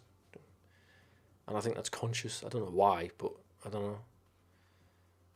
But yeah, it's beautiful. Beautiful, really gorgeous dark scenes lit by candles. Yeah. Get it watched. Get it watched in time for Gladiator 2. Fucking hell. And also it's supposed to be about like Lucius, which is the kid from the first film that grows up and now he's grown up. Okay. But the actual actor is he's still working. I think he's called Spencer Treat Clark. He's still a fucking good actor. He was in Split. No, he was in Glass. But they've not brought him back for the sequel. So little Lucius grown up, even though the actor is there, the actual guy who looks like him and has those fucking amazing haunting eyes, they've cast someone else. I don't get it. I can only assume he must have auditioned really badly. And I think they want someone who's going to be a bit more like Maximus, who's a bit more grown up in his mould of Maximus. And I guess that Treat Clark just doesn't. He must just have auditioned terribly. I don't know. June soundtrack was more ambient. Yeah. Again, I loved it. But yeah, it was more ambient, atmospheric sort of shit. It's the same with his Blade Runner. There's very few sort of melodies and themes and all that shit, isn't there, in Blade Runner? He reuses a bit of the Vangelis towards the end. But other than that, it's all drums and synths and it fits the film beautifully. But I have to say I did miss some of the Vangelis. Like, think of all the fucking beautiful themes that Vangelis put in that first film.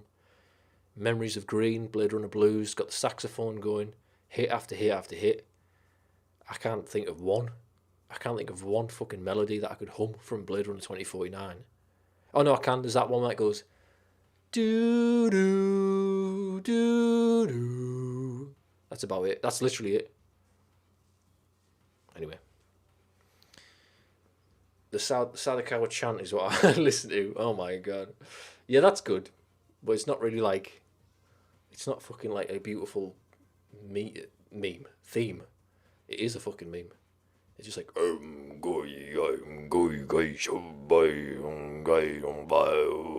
say that in it. Oh, fucking hell.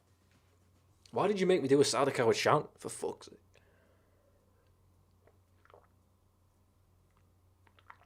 Oh, Dune Part 2. They've wrapped. Dune Part 2 is wrapped filming.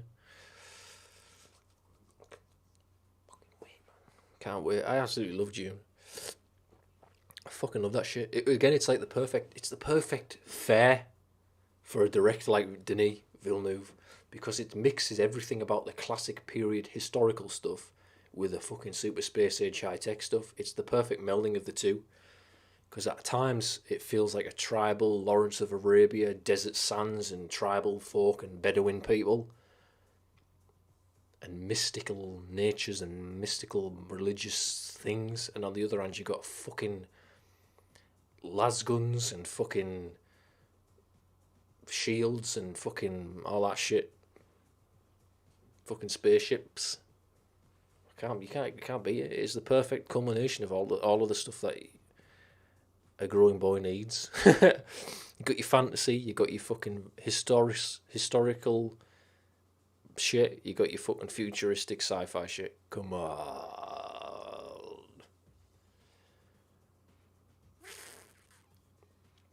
Speaking of scores, Michael Giacchino really disappointed me. I don't want to go back to JP stuff, but man, listening to John Williams really makes Michael's work pale in comparison.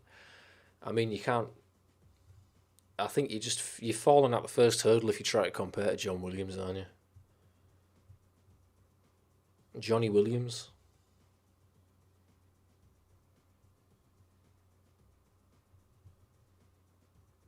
I think Michael did his best, but yeah, he's not going to touch Johnny. Giacchino is to Williams what J.J. Abrams is to Spielberg. You can see they're inspired, but they don't have the same magic yet. Yeah, you can absolutely see the inspiration, the aspiration, but they don't quite hit it. And maybe that's the problem, is that they are trying to be them and they shouldn't. Like, Villeneuve is clearly massively influenced by Ridley Scott. Like, he's said as much. You read his articles and stuff and his posts and all that shit. That's what he says. He fucking loves him and Blade Runner and all that stuff. But he took it and made it his own. He made it for himself. He's paid tribute to the Ridley Scott vibe, nailed it, but he took it his own, took it somewhere else. He put his own spin on it, and I think it was very successful.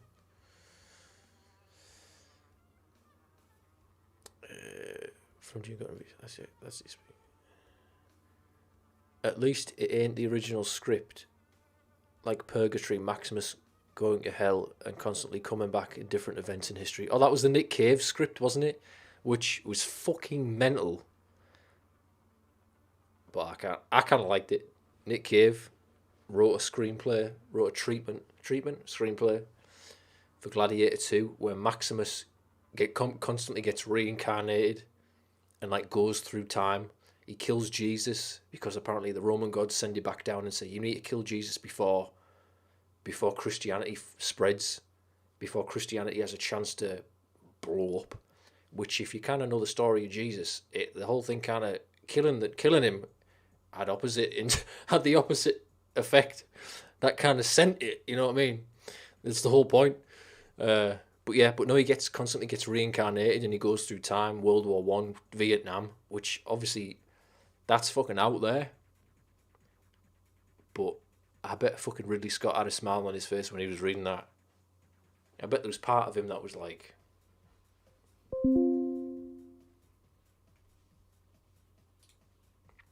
that sounds good, you know what I mean? Russell Crowe in Vietnam, but as Maximus. Man, that'd be crazy. That'd be crazy. But like, Al Max, listen to this. Fucking Jimi Hendrix. He's on LSD. He's taking the LSD like that. He's like this. In the fucking jungle. I was in fucking Rome a minute ago. All along the watchtower. He's like got a fucking M16 in the jungles. Maximus Decimus. I'm Maximus Decimus Meridius. And I've got a machine gun. And I'm fucking I'm stoned out my fucking melon. That would be fucking mint. Let me just check this email.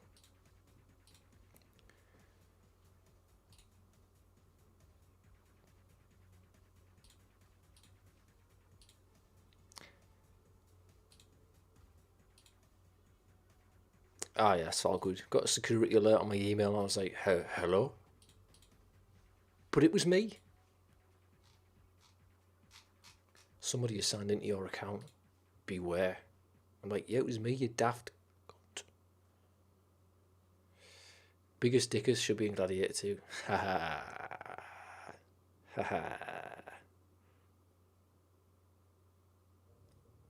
Biggest dickers. Talk about Monty Python. Python, big cock. Abrams also has strokes of genius, and I'm not discounting their talent. I just see a generational degradation of talent. Both very still talented, though. Yeah, they don't make them like they used to, and I know that's a fucking cliche thing to say. Oh, it's not as good as it used to be, and there's obviously a danger of looking back because when you were there, 90% of the stuff that came out you just forget and you just remember the classics, the stuff that was fucking good. But having said that, it has changed. The whole fucking thing's changed. You ain't going to see a movie like fucking Gladiator again, and that was only 20 years ago. It's just fucking... I don't know. I don't want to be cynical, but it is fucking superhero after superhero after superhero, innit? With some good shit every now and then popping up, few and far between.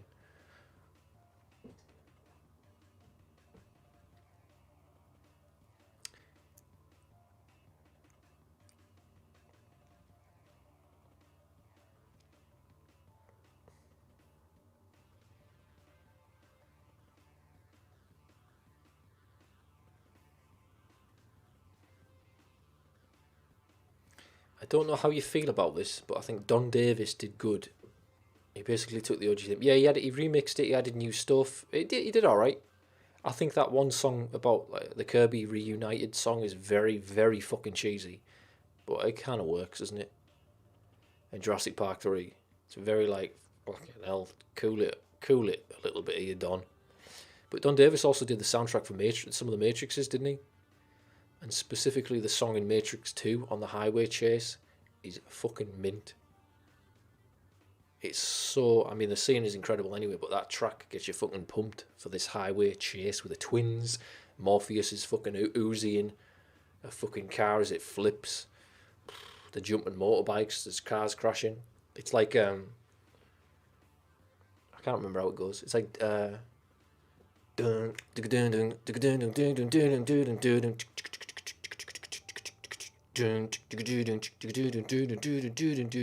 But it's like it feels like it sounds like the fucking the thing looks anyway. It sounds like you're on a motorbike going down a highway fighting agents in slow mo. It's class. There you go. There's the best trilogy ever, Matrix.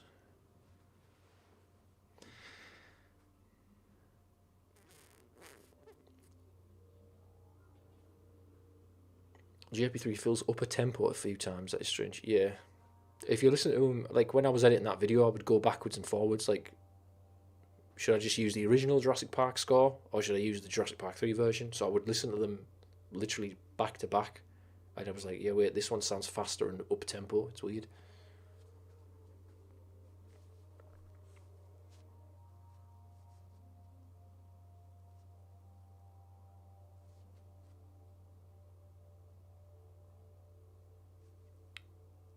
Yeah, he did the Matrix. And Matrix 4 was the best, says Egypticus 3. Yeah, I almost don't count that as...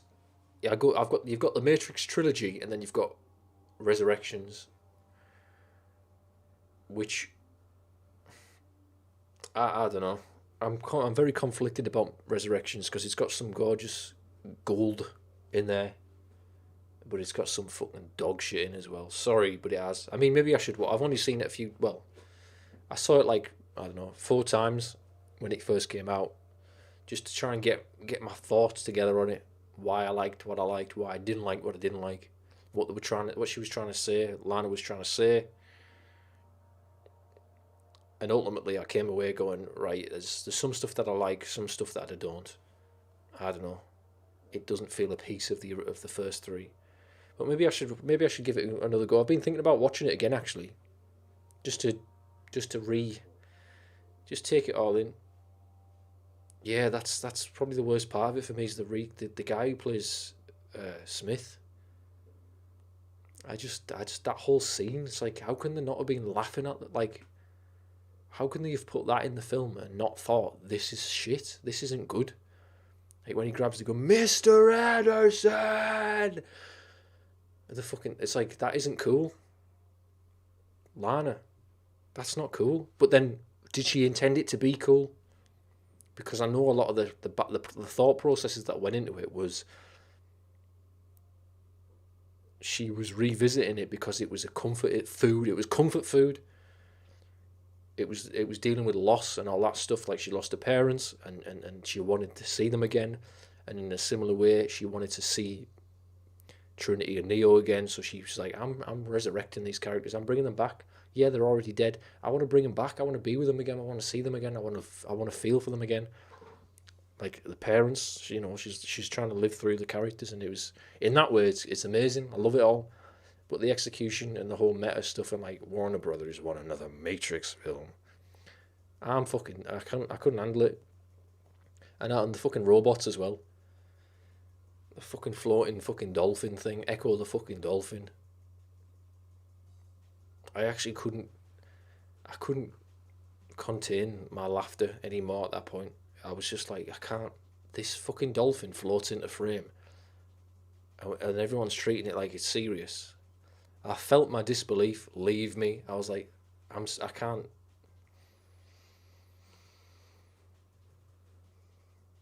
Reloaded motorway sequence is incredible. It's one of the best sequences in the whole Matrix series. I fucking love that shit. It just doesn't stop for 2 seconds.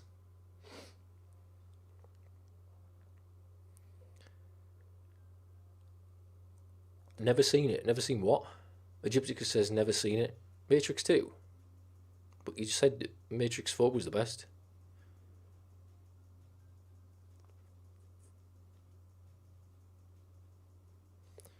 I like the Matrix 4 heist sequence. See, I'm struggling to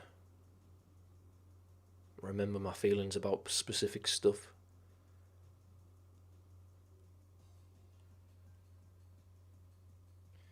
I just watch it for the chaos, especially since the Wachowskis are back, yeah. Well, one of them was, Lana.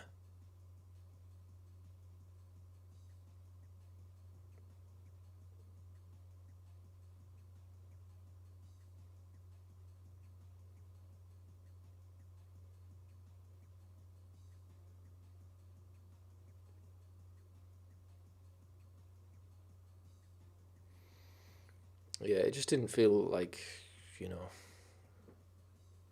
But again, it's like, oh, it didn't have the action scenes weren't as good. The action scenes weren't choreographed as good. They weren't shot as good. They weren't as tight. They weren't as visceral. Neo never fires a gun in the whole film. On the surface you go, and it's not like for that reason it doesn't feel like a Matrix film, and it's not as good as the first three. But then you got to go, this is the intent. Like, this is the intent? That is what the film is saying, isn't it? It's like it's non-violent. It's she's trying to do something different. Like she hasn't forgotten how to make Matrix films. It's a conscious choice, isn't it, to be different with it. I don't know, but some of it is gold. Like I say, I love all the robotic synthy stuff. I didn't mind Morpheus being recast because of the reasons why it makes sense. I liked Bugs. I thought she was mint. Jessica Henwick. I liked the Morpheus. I liked how the machines could come into the real world via these little ball bearing type structures that could morph and change. Humans and machines working together. Beautiful. Love it. I liked how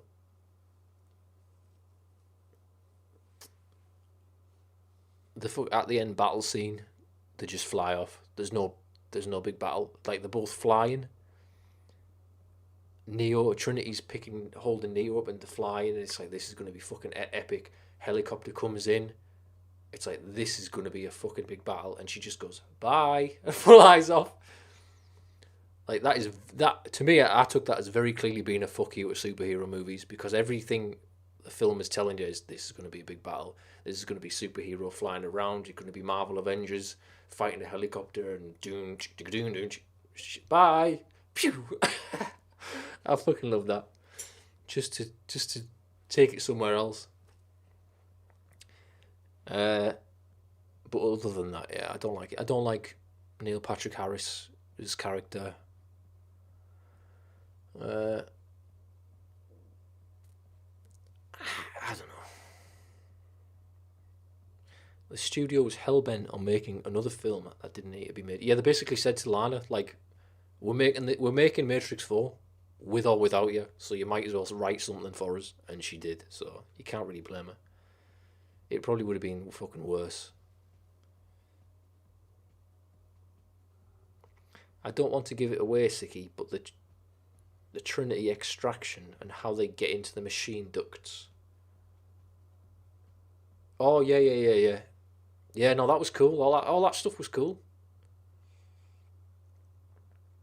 And I liked how it obviously followed on from the Animatrix. I liked how it kind of didn't contradict anything in the online game, Matrix Online, which I fucking love. Like Morpheus is dead. It's like they don't say how he dies, but I think that program made of flies and the trench coat killed him, the assassin. That's how it happened.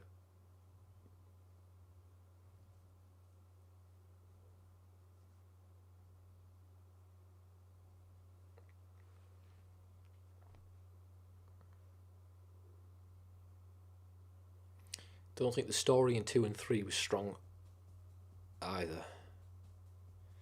I mean, yeah, the first one is the best. It is perfect. It's the Matrix. If you're just gonna watch one, we'll fucking watch that one. But I love all three.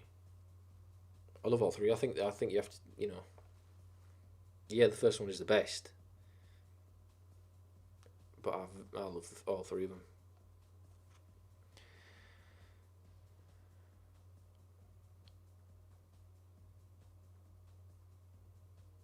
Yeah, proper cyberpunk.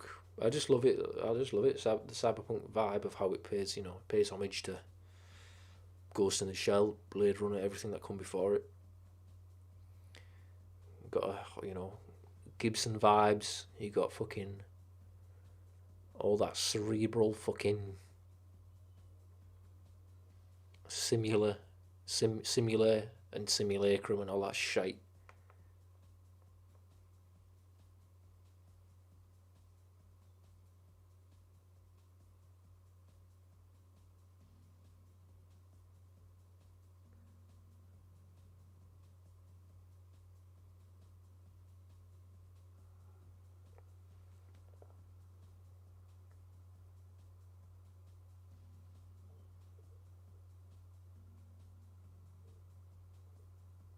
I just think it could have been better. I don't know, but it could have been worse. I wonder if you could like cut some of it around a bit and do a fan edit to make it a bit more satisfying. I don't know.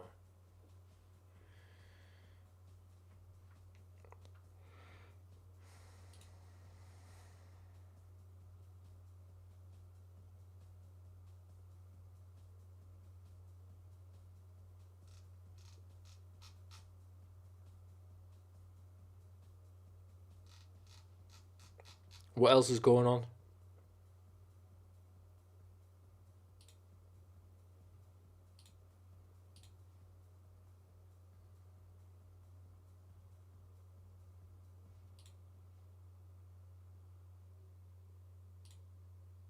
Oh, I said I was going to talk about Cyberpunk, didn't I? Speaking of, yeah, I liked it. I haven't finished it yet. I've just got the fucking Johnny Silverhand. Keanu Reeves. Wow, it's all fucking linked. Keanu Reeves just turned up in the game, so that's why I've stopped playing. See you later, Isla Sauna. Or Isla Sauna. Take care, yeah.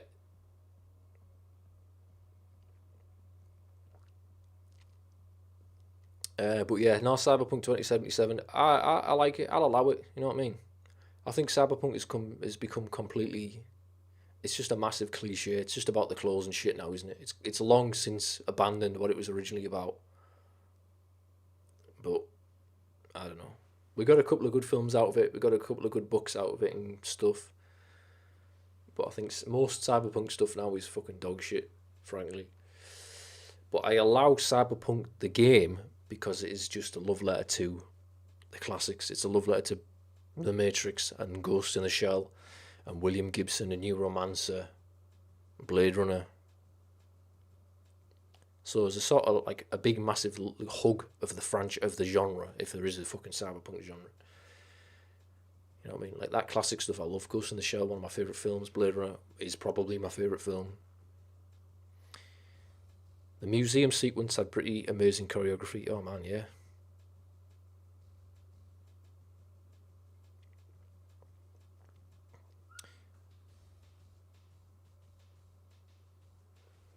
Two seconds. Be right back.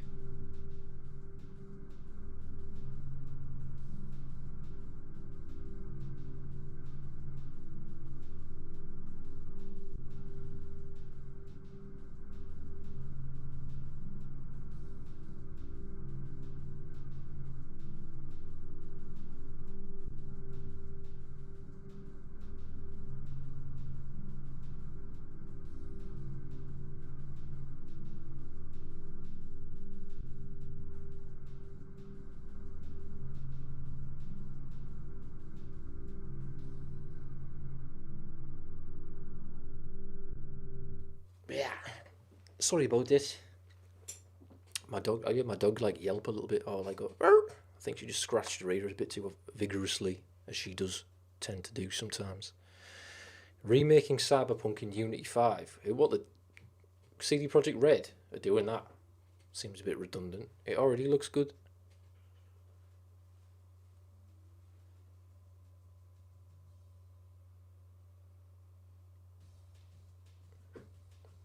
They overhyped it and just took too long. Yeah, it basically wasn't.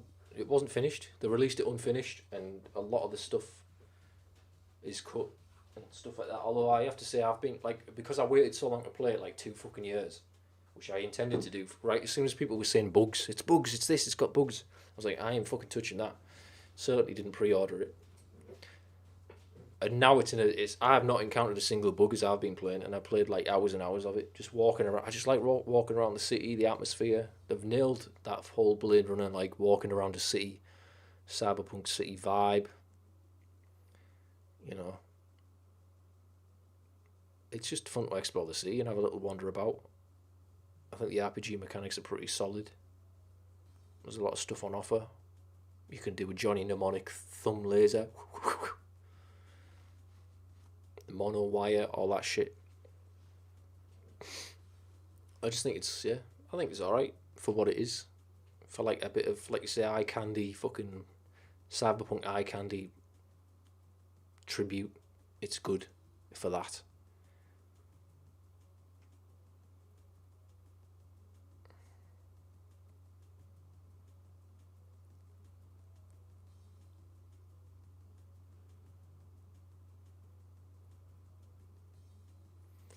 The sound design in Ghost in the Shell is just beyond amazing. When the protagonist was reloading the gun in the museum sequence, I was like, oh my god, the sound is so real and crisp. Is that a P90? She's reloading the P90, isn't she? Or is it the FAMAS? Everything about that film is perfect. Not just the sound, the music.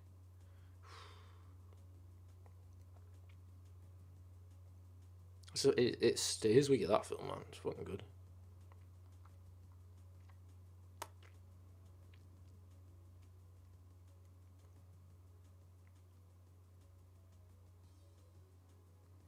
I won't play it till they get everything done along with the DLC. Yeah, there's going to be a definitive edition. I almost wanted to hold out because apparently a definitive edition is coming out next year with all of the DLCs and all that. Oh, well, yeah. So yeah, you probably do right. Just wait for that because that'll be the best version to play. I couldn't wait that long, unfortunately. I was like, I got my new PC ready to go. I want the fucking ray tracing goodness. 4K ray tracing, ultra quality. I'm fucking walking around. I'm like, yeah, I'm in Night City, you know what I mean?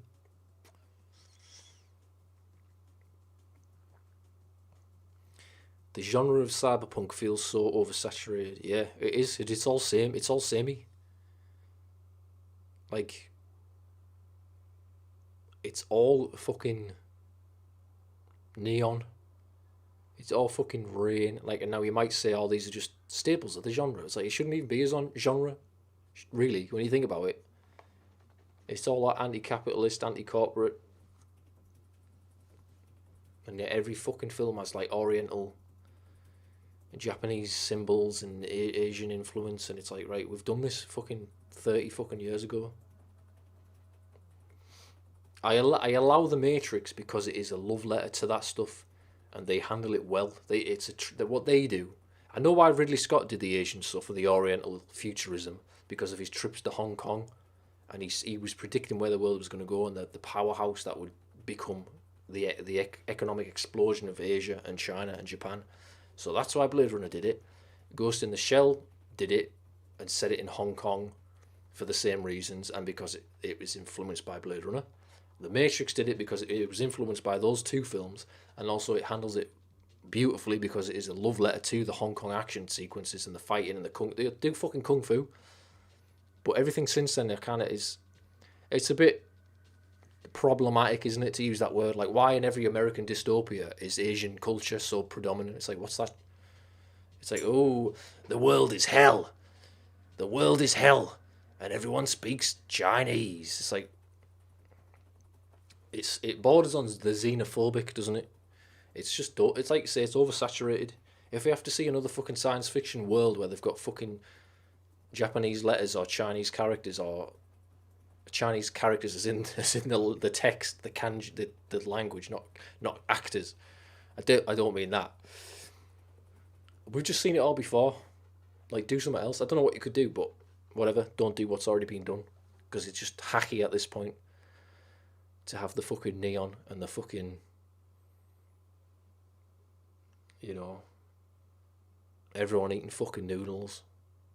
It's a dystopia and everyone eats Chinese food and everyone speaks Japanese. It's like, what is that trying to say? Anyway, it's been done. It's been done and done perfectly. And now it's passé, now it's shite. It's just become, like you say, it's become about the aesthetics of cyberpunk. It's about the clothes and the fucking neon. It's lost the punk. It's lost the fucking... This is what Gibson says. William Gibson's like, it shouldn't have ever been a thing. It should have been like... It served its purpose of being anti, low-life, high-tech, fucking anti-corporate stuff. And now it is corporate. Now you're playing the video game Cyberpunk 2077 on your PC. I don't know. It's just funny to think about. But I'll say one thing. It's fucking better than steampunk. Stick fucking steampunk up your fucking stovepipe. But dieselpunk, I'm still on board with dieselpunk. Mad Max. Give me Furiosa. George Miller can keep cranking out as many Mad Maxes as he likes. I'm fully on board with the diesel punk. Steampunk, cyberpunk, but I still kind of like it.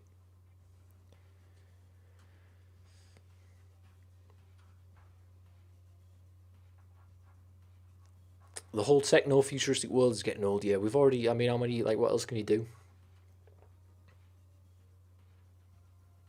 Like, visions of the future.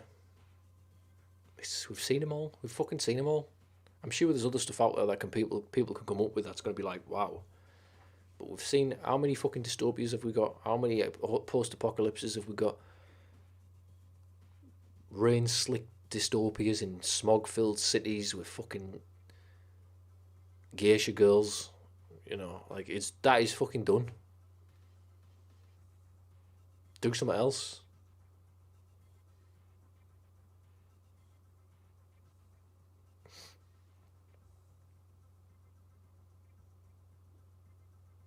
Solar punk, yeah, I've seen a little bit of that solar punkness, where it's like a green future. Everything's green and eco. Everything's make it eco, make it sexy.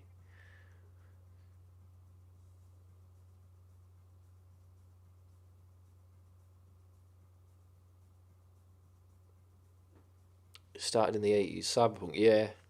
It was basically Ridley Scott and fucking William Gibson and fucking Neuromancer kicked it all off, man.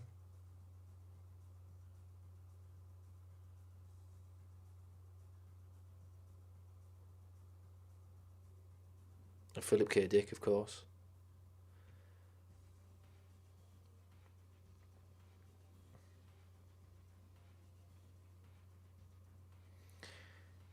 I'm thinking of an old movie that perfectly fits this neo description. Movie about anti-corporatism and ads, especially. What's the movie? The name is escaping my mind. Are you thinking of They Live, with it obey and all that stuff? You put the glasses on, you see obey, buy, and all that. It's not cyberpunk, I wouldn't have said. But then what is cyberpunk? That's the whole point. You go, it's not cyberpunk because what? It's not neon and fucking computers and fucking hacking. As soon as you start saying what isn't punk, you've lost, haven't you? Because there's no rules. So silly. I don't know. What time is it? I might be calling it there, folks, because I need to put my head down, as they say. Put my head down. I'm a cunt.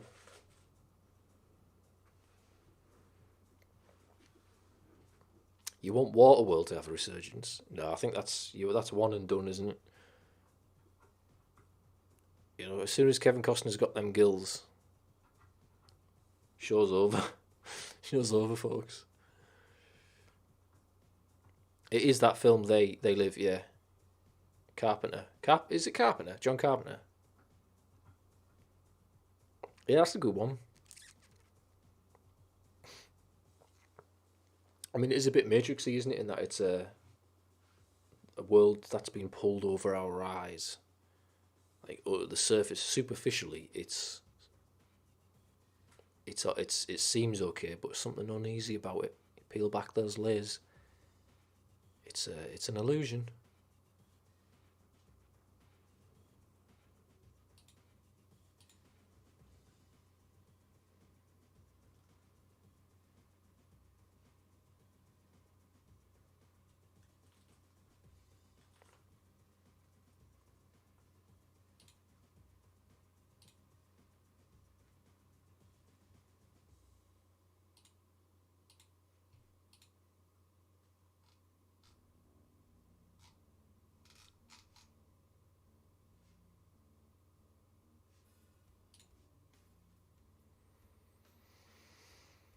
The way of water connects all things.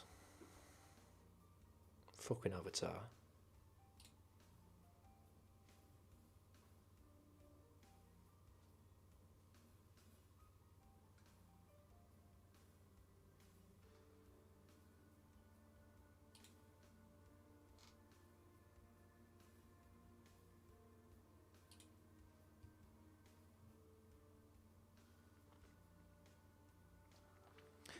Not like in the sense of a sequel, but to get a following.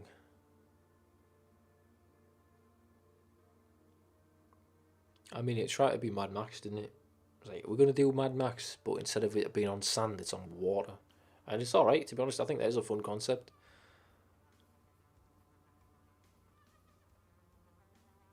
But I don't know. I don't think I need another one of them. I'm not chomping at the bit for Waterworld 2.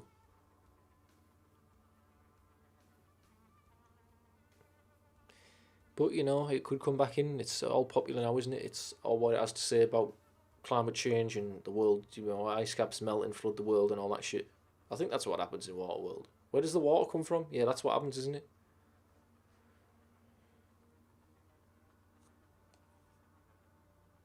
But,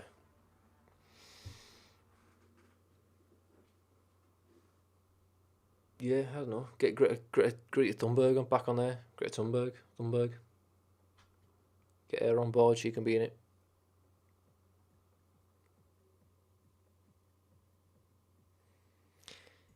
Right, well, that's me. I'm calling it. I'm away to my cot.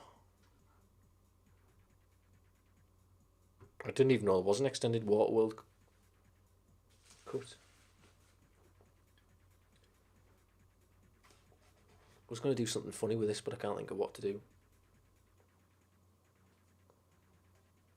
It's so detailed, honestly. I'm absolutely blown away by it. It goes right up his nostrils as well, by the way.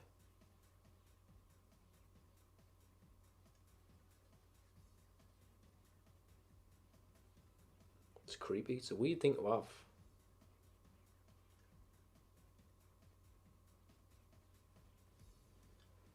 Oh, that's a bit rude, isn't it? Disrespectful. Disrespectful to Sir Peter. Was he ever knighted? I don't believe he was. Wait, was he not knighted? Sir Peter Cushing? I don't think he was. Chris Lee was.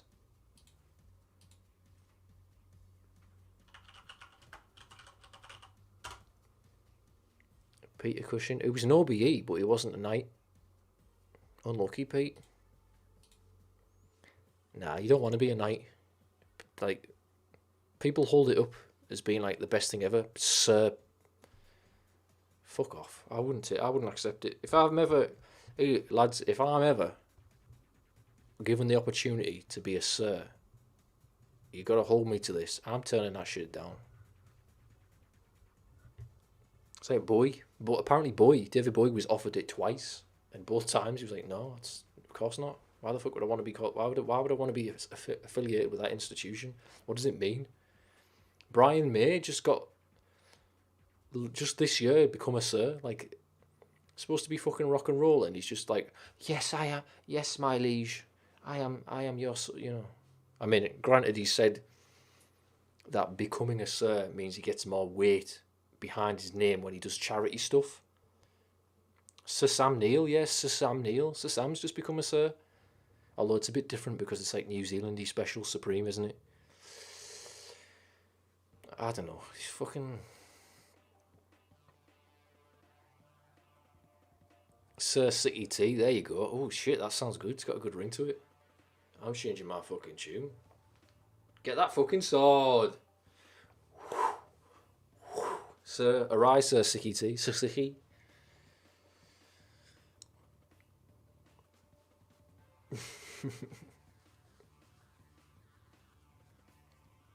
Get a seat in St George's Chapel. Look at all this. You know what I mean? Nah, I wouldn't want to be associated with any of that shite. Fucking knights and lords and ladies and dungeons and dragons and wizards and witches. Fucking. My opinion on all of that has changed massively since the Queen died. Well, not since the Queen died, but like, fuck it off. Just put a fucking bow on it. It should have all gone with her. You know what I mean? I don't know. Fucking hell, his coronation's this year, isn't it?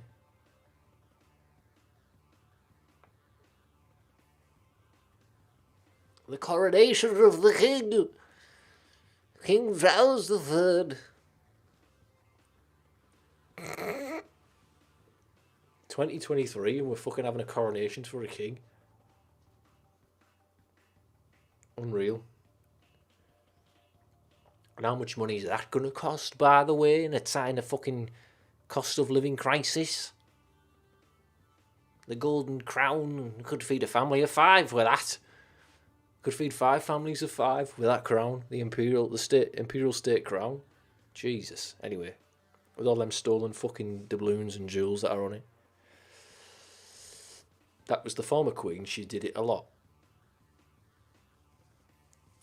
Sicky, take care, my guy. Been a long fan of yours. Love your JP music videos. I know you want to move on, but I really think The Lost World and JP3 deserve their own musicals or trippy musicals. I don't know. I'll never say never. And obviously it is the 30th anniversary of Jurassic Park this year. I've got to do something for that. I don't know what. I might just make another little silly video. Just to mark the occasion. I don't know. I just want to do whatever I fucking want.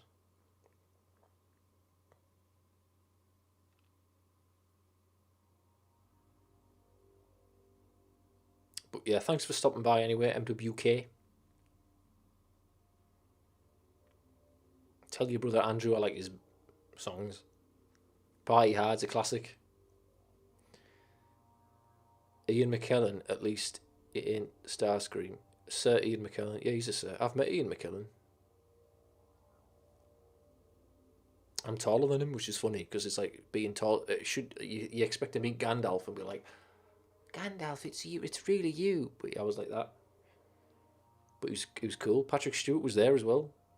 Imagine meeting Patrick Stewart and Ian McKellen at the same time. It's fucking mint. I understand why they're both sirs because they're very in with that whole vibe, aren't they? They're very Shakespearean, very Rada. But yeah, I don't know.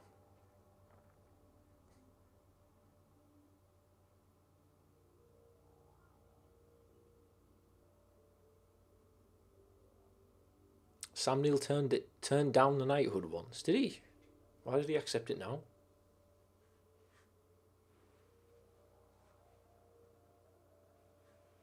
I don't know, but it's just like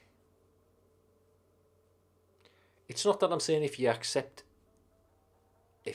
an honour from the royal family, you also can't blame for all the colonialism and the historical crimes. But I don't think I'd like the way that it made me feel if I was one. I don't know.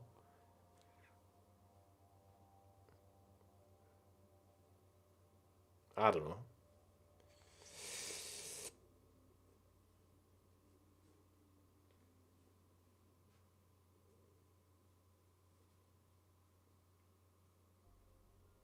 Fuck it. Anyway, well, I think that was a successful stream. We went a bit longer than I thought I was going to. I showed the Peter Cushing face. Let's get him out one last time. Peter Cushing lives in Whitstable. There you go. One of the titans of terror. The man himself. He salutes him. We salute you, Peter Cushing. Rest in peace. If you believe in that sort of thing. He's resting there, isn't he? He's got his eyes closed. One of the classics. If you've never seen any of his films, have a little watch of them. Some of the Hammer horrors. Watch Curse of Frankenstein. And watch a couple of the Draculas. We talked about Cyberpunk and why it's kind of shite now, unfortunately. We talked about we talked about Jurassic Park. What else did we talk about? Talked about Gladiator being amazing. Rewatch Gladiator if you haven't checked it out in a while. It's better than it ever was. It's better. It's just fantastic. It's damn good. Who will help me carry him? Tears.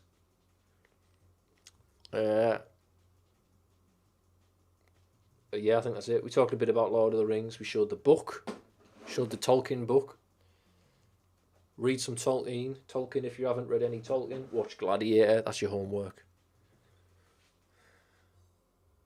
And yeah, if you've got any ideas about what we can do. What can we do about this white door? Because I don't like looking at a white door. What can we do about... Well, I can't change that.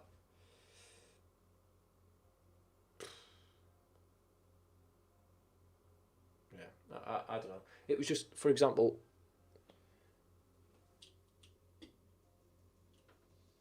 Hey, look at bow and arrow.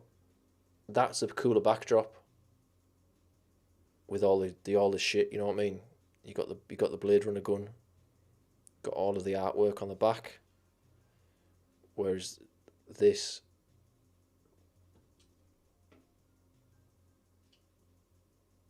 I don't know. I'm probably just overthinking it. Hey, look at that. There you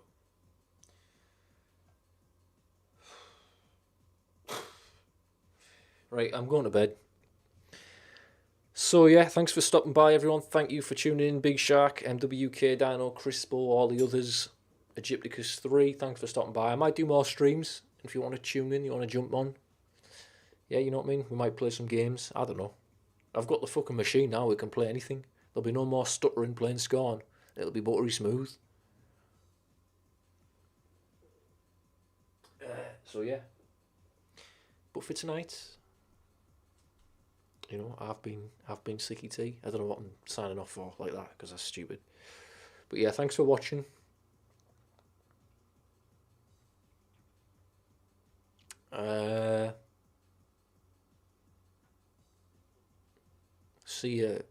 See you next time.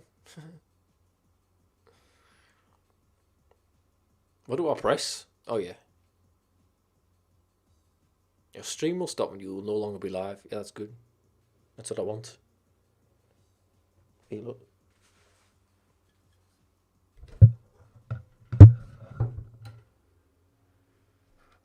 Well, we can do a thumbnail. Oh fuck. Am I still live?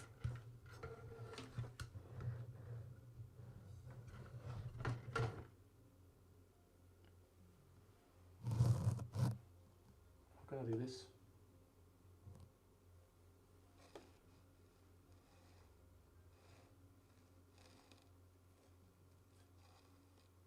That's better there. That's better there.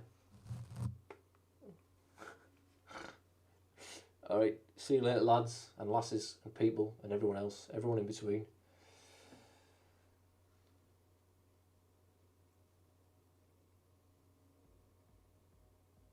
Bye.